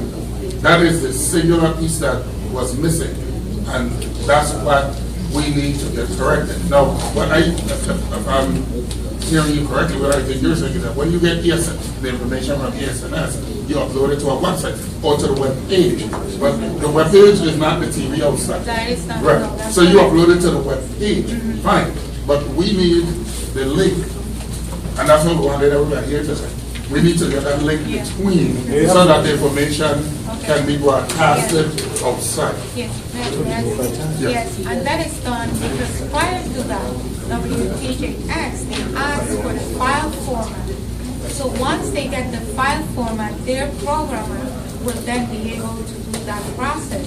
So we did that prior to primary election. And in primary election, we didn't see anything at all. Yeah, because, well, I know I sent them the format, and their programmers did work on it. So if we get another file format, meaning PDF or Excel, it will not work. It has to be the same HTML format that is sent from ESS.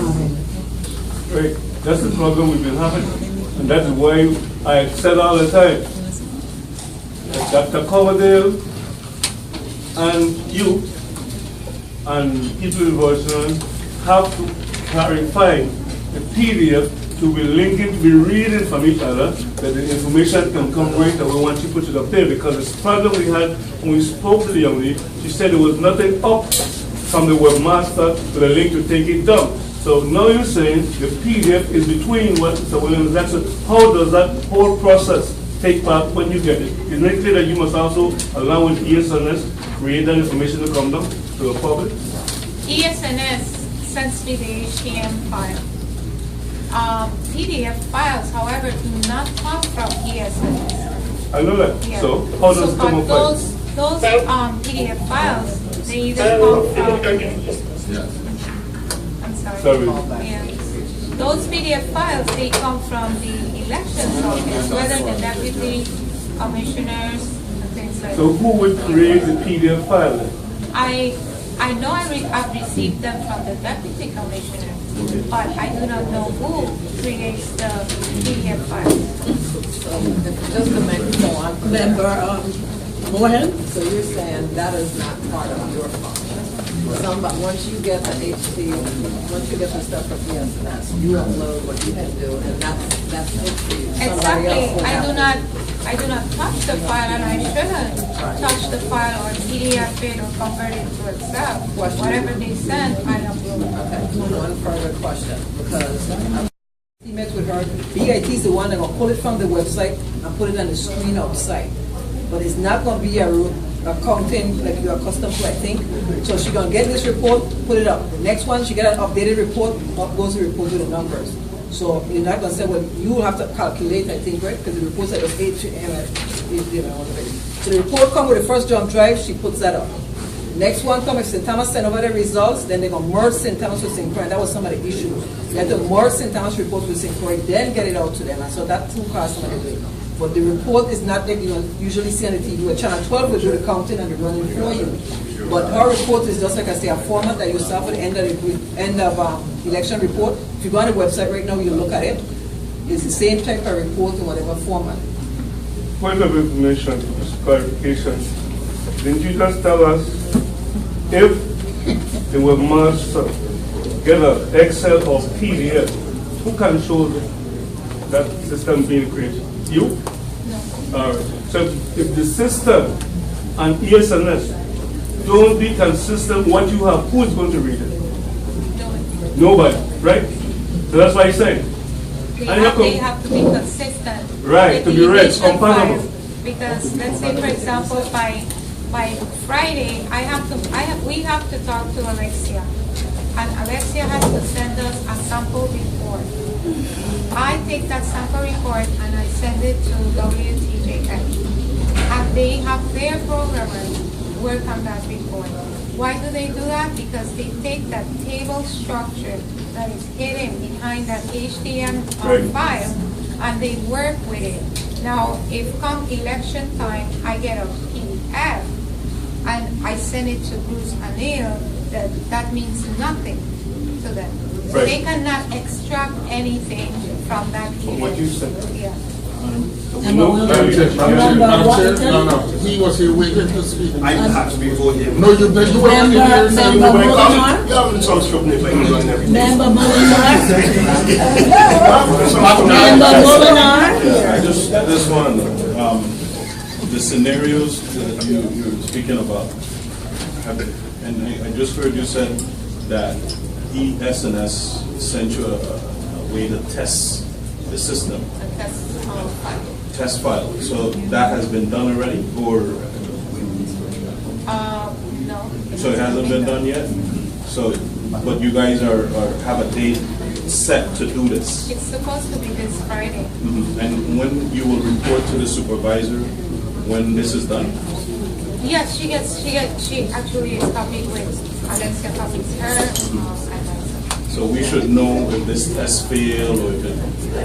Well, actually, the test, there's nothing like a failure to it. It's just a test report for us to play with here on the webmaster side and the WTJX side. But it's supposed to work for us on election day, right? Is this the test? Does this test reflect what we need to see on that television screen? That's what I'm asking.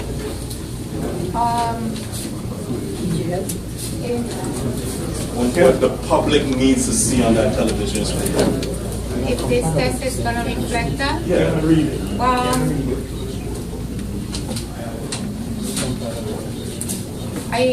I don't think I can answer that question because WTJX would be. But with your expertise, is there a way for you to test it?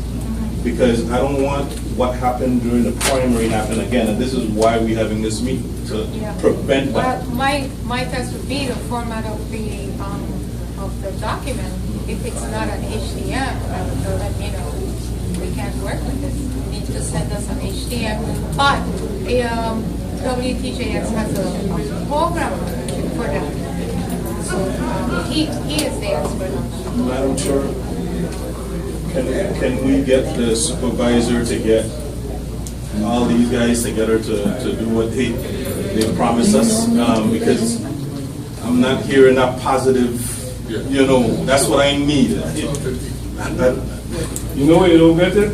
Member Wattleton, you have a question? Yes. To the chair, to Ms. Heisman. Last time there were some complaints that the results on the election were delayed because of the late arrival of information from the St. John district, which didn't go till I think about 9:20. Is that going to be the policy, or do you have to have the information from St. Thomas, St. John district before you start posting the district races? I am not aware that I need to have St. Boy district first or St. Thomas district first. As I get information, I start. So what you're saying is not true that everything is held up based upon the late arrival of information from St. John's? Unless I am instructed to wait, I will. Okay, who do you take the instructions from? Either Supervisor Fox or Deputy Supposed to be from the board. Or you take it from Ms. Fox or Ms. Whitaker. So was there any delay last time in posting the information because of the late arrival of information from the St. Thomas St. John district? I do not recall that, but I would have to look at my email. Okay.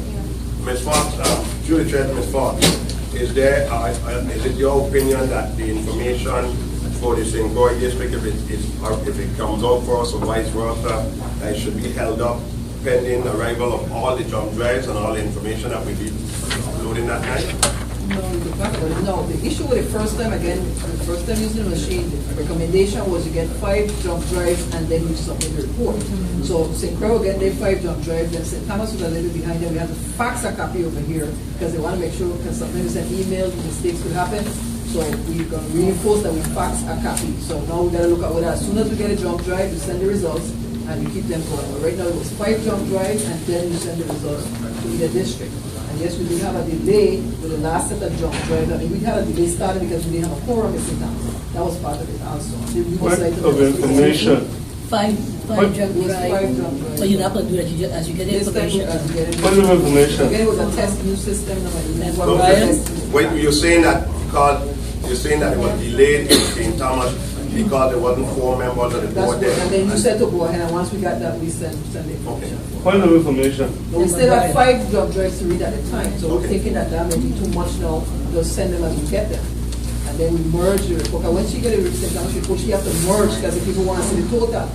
So that is a step also that's in there. My last question. One more question? Yeah, the reason I asked that question is because I anticipate that we're not going to get St. John results until at least about 10 o'clock at night. You have to wait for that. And that's being very, very conservative because of the fact that if we're going to be feeding the information, the ballots into the machines, and that means that process will start at earliest 8 o'clock in the night. And to get from Guy Benjamin out in Coral Bay to get to Cruz Bay, to catch one boat that leaves every hour and the hour, we're talking about 10 o'clock. And I know that that may be, something that you don't need to hold up the entire territory for those 2 districts. What of information? You know what we're doing here? We have been doing the same thing now that the Inspector General said we wasn't doing before, Mr. Waterton. The boards of election run the election, not a supervisor of election. And unless we can make that clear, you'll hear the same thing right now. When the Trump drive are brought in individually, that is when the board of election should have Ms. Alexa start reading the thumb drive and sending information to the webmasters in red, back to the link, back to outside. If we're talking that you have a problem between your Excel and your PDF and the HDM, that is the link that is confusing information, so, right? Yeah. So then it is clear that this board, or the joint board, must tell Ms. Fox and you and ESNS how we want it to be done. That's how they tell us that they could do the whole. It can't be along with Channel 12. Channel 12 don't have obligation. We have obligation by law to run the election and approve and supervise the election and the deputy. So if we subordinate ourselves to that 3%, we make it true because you still can't clear up to that we are guaranteed the results to the public once the link get up and decide, okay, you can't take it down for Channel 12 because they don't have a breakdown between the communication and relationship between your HDM, their Excel, and PDF. So how are you going to correct it? Well,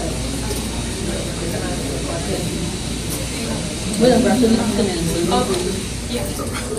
The only way that can be corrected is if you are consistent with the file format. With the what? With the file format. And who prepares the file format? The file format is generated are not mistaken by Alexia when she retrieves it from the job. Who she give it to? The file, who does file farming goes? I do not know. You see that? I finished question and mean number that. Member Moorhead? If St. Thomas is faxing information as to their account to St. Croix, what would prohibit St. John from doing the same thing, sending their information either to St. Croix or St. Thomas? You can read, Wait a minute. Can't read a fax? can read John Oh, okay. John Judge comes down and then they. Okay. So crews, they can bring theirs on time, but not probably because it's a part. Okay. Thank you very much. Well, she can't answer. Madam Chair, I have a motion. They hear it, Mr. Everybody's not here, there's no way we're gonna try and have the whole time. Everybody being here. So, Mr. Brand, over there will be the secret. But that's all right. Excuse me, we have a motion? A motion? Madam Chair, I'd like to make a motion as requested by Ms. Fox, that notwithstanding our, what we voted thus far, Ms. Fox, feels that we need to take up the issue of the court's order regarding the Supreme Court of Virgin Islands order to the joint board, as opposed to the District Court of the Virgin Islands permanent injunction that enjoins the joint board from removing Senator Hanson's name from the ballot. And I would like to move at this time that we take 15 minutes to discuss exactly what the joint board should be doing. Which court should the joint board be following? The District Court of the Virgin Islands or the Supreme Court? I'd like to so move that Objection. be discussed right now. So Objection. no second is there. That's right. I have a chance to vote already. All right. Objection. That's right. Latest ruling is the objection to move forward. Judge may declare everything shall last. Member Moorhead. Sorry. With respect to, I understand the motion didn't have a second, but whenever we consider it, don't we need Salisbury and Lyon? Well, that's what we would have done. That's a call. To know what I do. To know what? There's no second. I do need Salisbury to tell me what I understand. I could really like Salisbury. The state plan isn't going to be discussed, To the 6th, can you nor anytime, because Member Georges had, was going to bring those to distribute today and Bring have what? everybody read them, and then there will be 30 days for public discussion after that. I just say, so because we don't have to go. So that's off.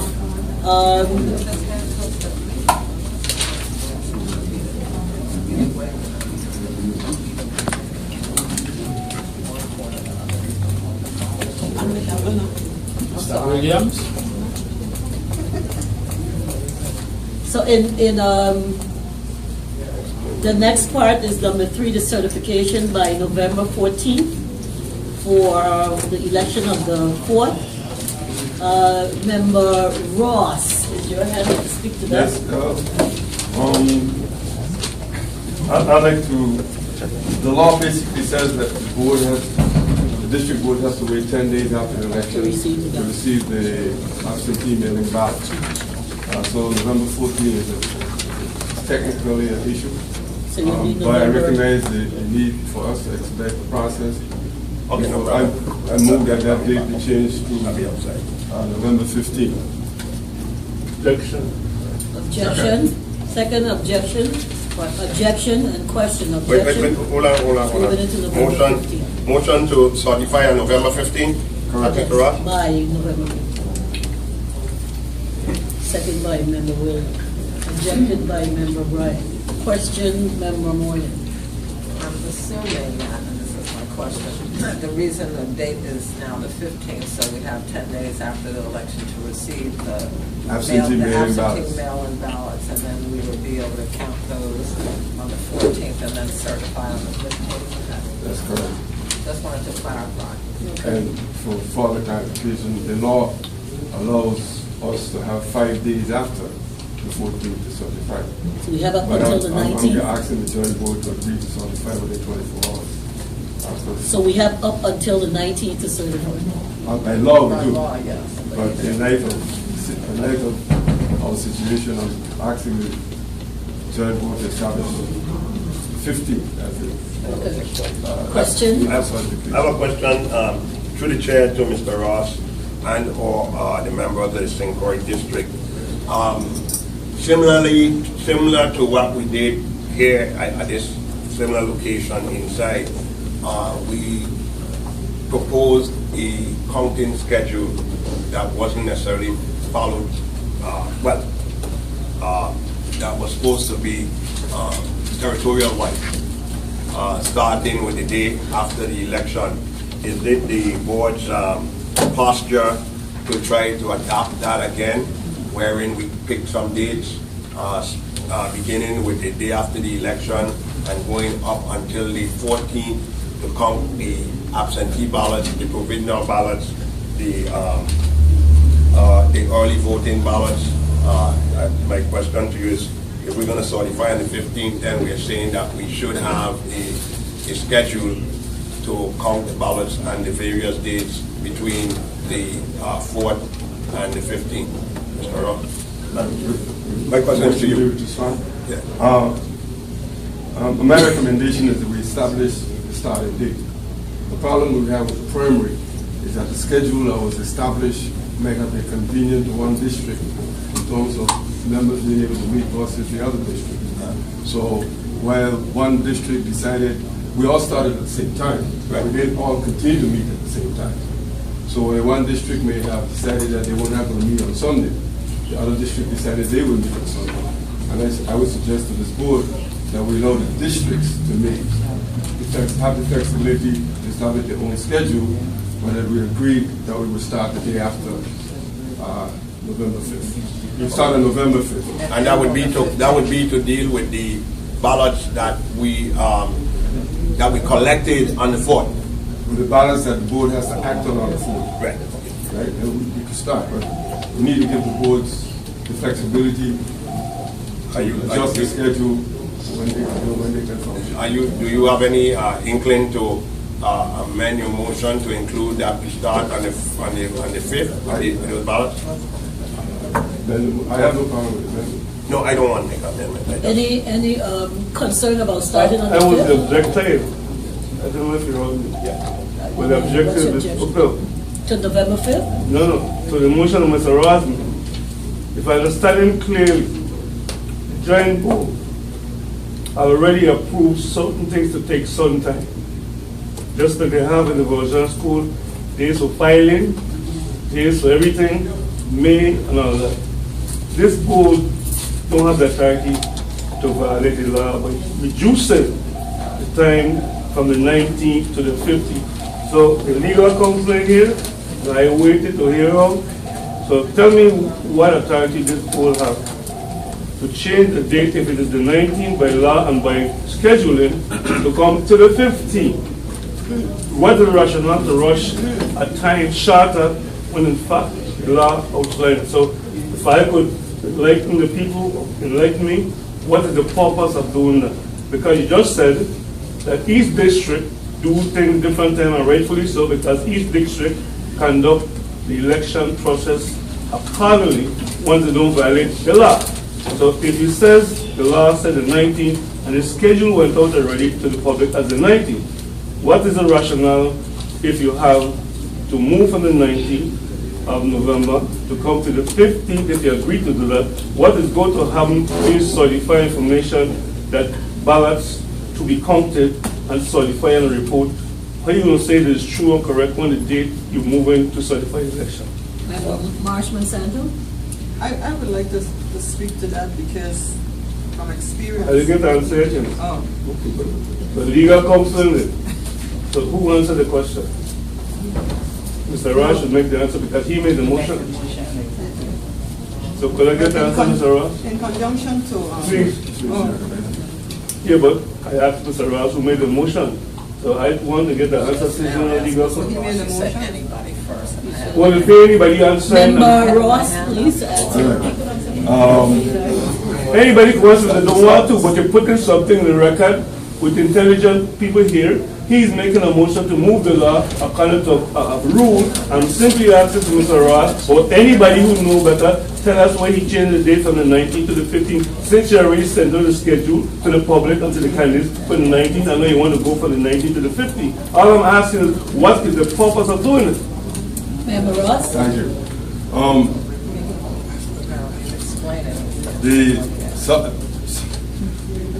The law basically says that the boards have to wait 10 days before, in order to certify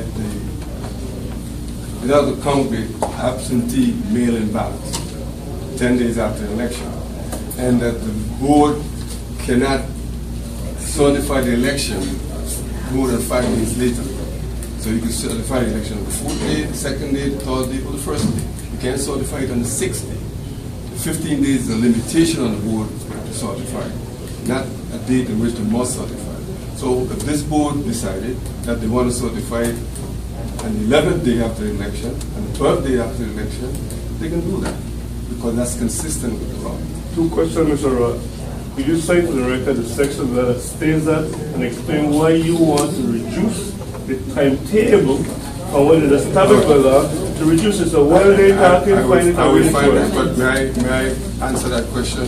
No, I actually, may I answer the second question? Let him answer, please. The reason for my concern stems from the fact that the possibility for runoff election is a probability, and by law that must be held 10 days after. That by law that should be held November 18 this year.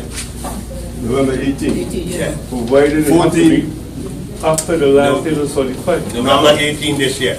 After the election. Madam Chair. So we got 14 days. That's after the election. Sorry. If you're going to have a runoff election, that's the probability. This board needs to be ready to conduct the runoff election on the 18th of November, which is 14 days after the election.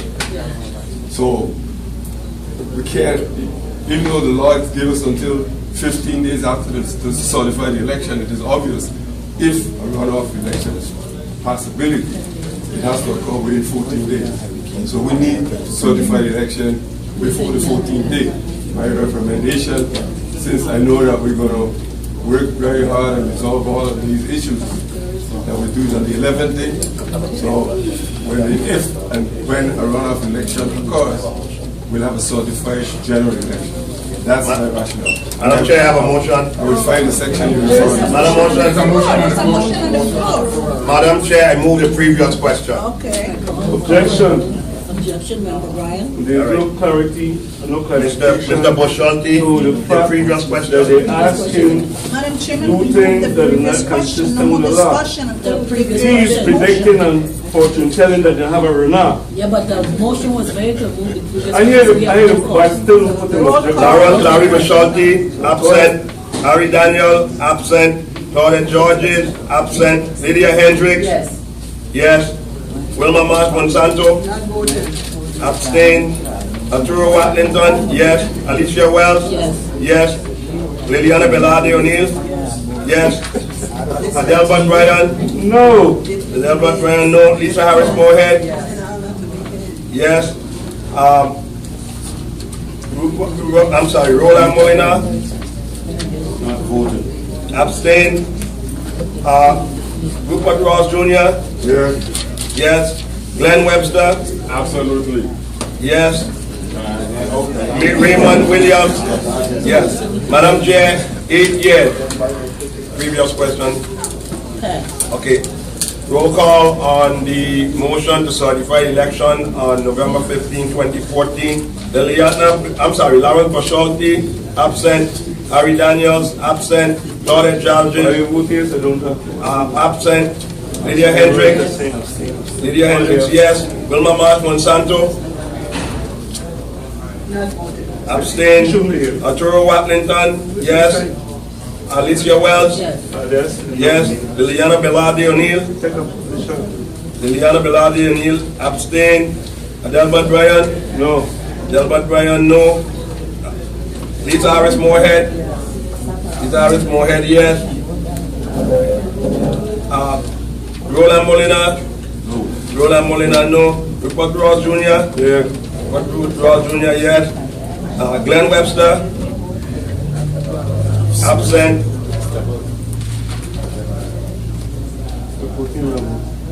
Raymond Williams? Yes. Raymond Williams, yes. Madam Chair? Wilma Marsh Monsanto vote is no.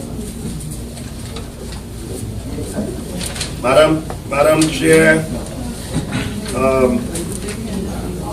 3 years, I'm sorry, 6 years, 3 nays, 1 abstention, 4 absent. Carried. November 5th. Madam Chair, at this point, this secretary has to leave. This chair has to go, Lisa Moran will take over. Or we can Well, that's what I'm doing because they break up for because I got motion. To rescind any existing rule or policy that has to do with members recusing themselves for reasons of running in this or any elections. Second. There's policy written right now that. Do you have a policy? Yeah, you saying it? Yeah, you remember I voted on it last meeting? I hope. You signed it on the first time it was dated October 10th. Yeah, I signed it because I saw a motion that was passed. Well, you need a roll call for the motion. Is there a second to the motion? Yes. Any objection? I gotta leave. Anybody who there's no law that stops you. It's just a I was policy. hoping that we could have a.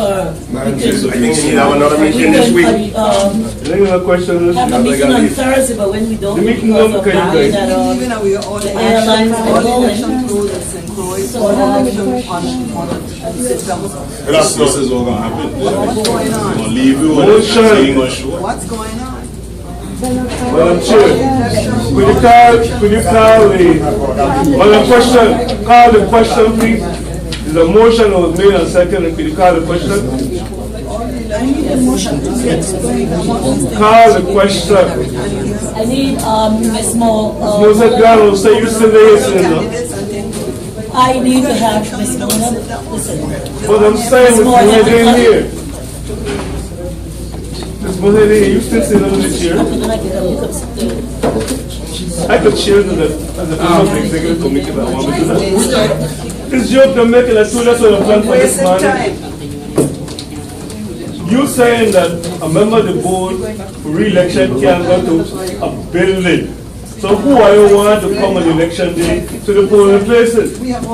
Nobody in St. Thomas St. John District is running for elections in the boardroom. They may declare to shut up direct and say quiet, and I can't see. No St. Thomas St. John board member coming to board again. Those are three. I know that. But Lisa Garden.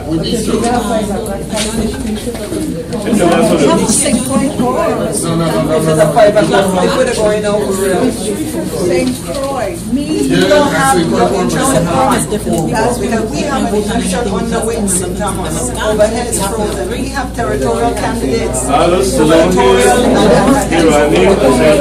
Why are you getting deprived overhead? Something is wrong. Quorum call, I'm asking for a quorum call. For what?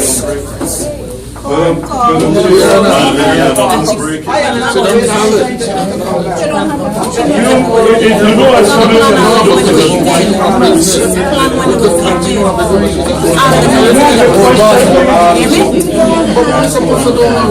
Will I move the question, please, Madam Chair? She called a quorum call. Me, Liliana Bellardo O'Neill, I'm not a she. Sorry, I apologize. Liliana Bellardo I And that's my name, okay? That's she. Okay, I accept your apology. Next one, my name is Liana Balado. She said, call the question, call the question. She said, quorum, call the quorum. So you don't believe me, eh? Call the quorum, who called the quorum? Who can call the quorum? Make a roll call. Quiet, I will do it. I'm not yelling over everybody.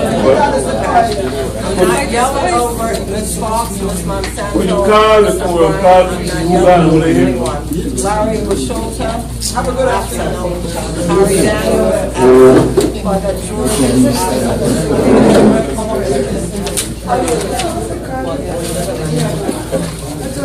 Wilma Marsh Monsanto, absent.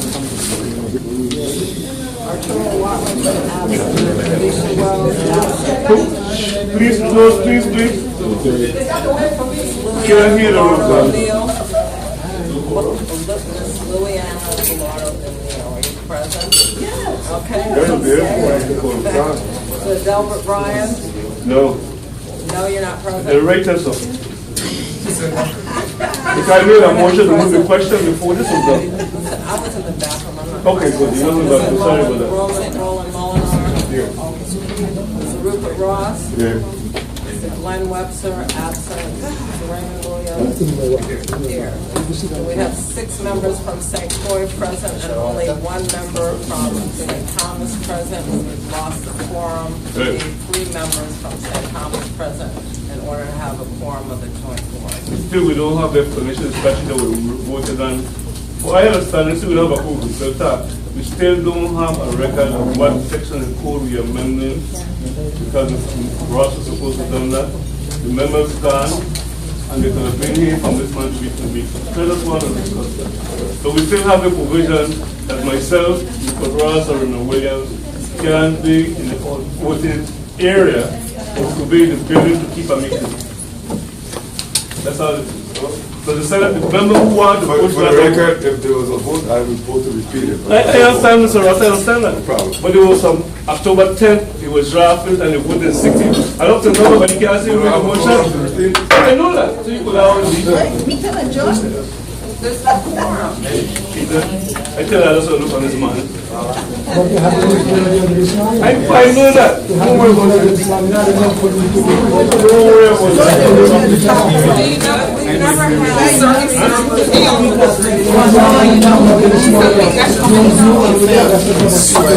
You think it's an amendment, sir? That's an amendment. You say you know more than PC.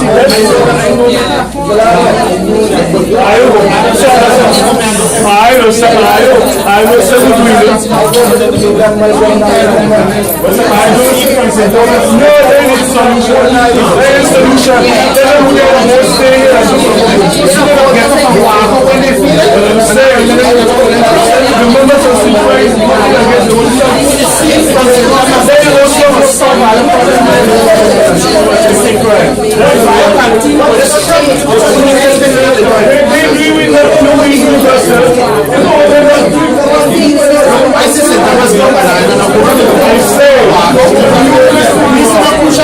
I'm saying you pay attention to this. So you can feed your machine, prepare the machine yourself? Feel that, right?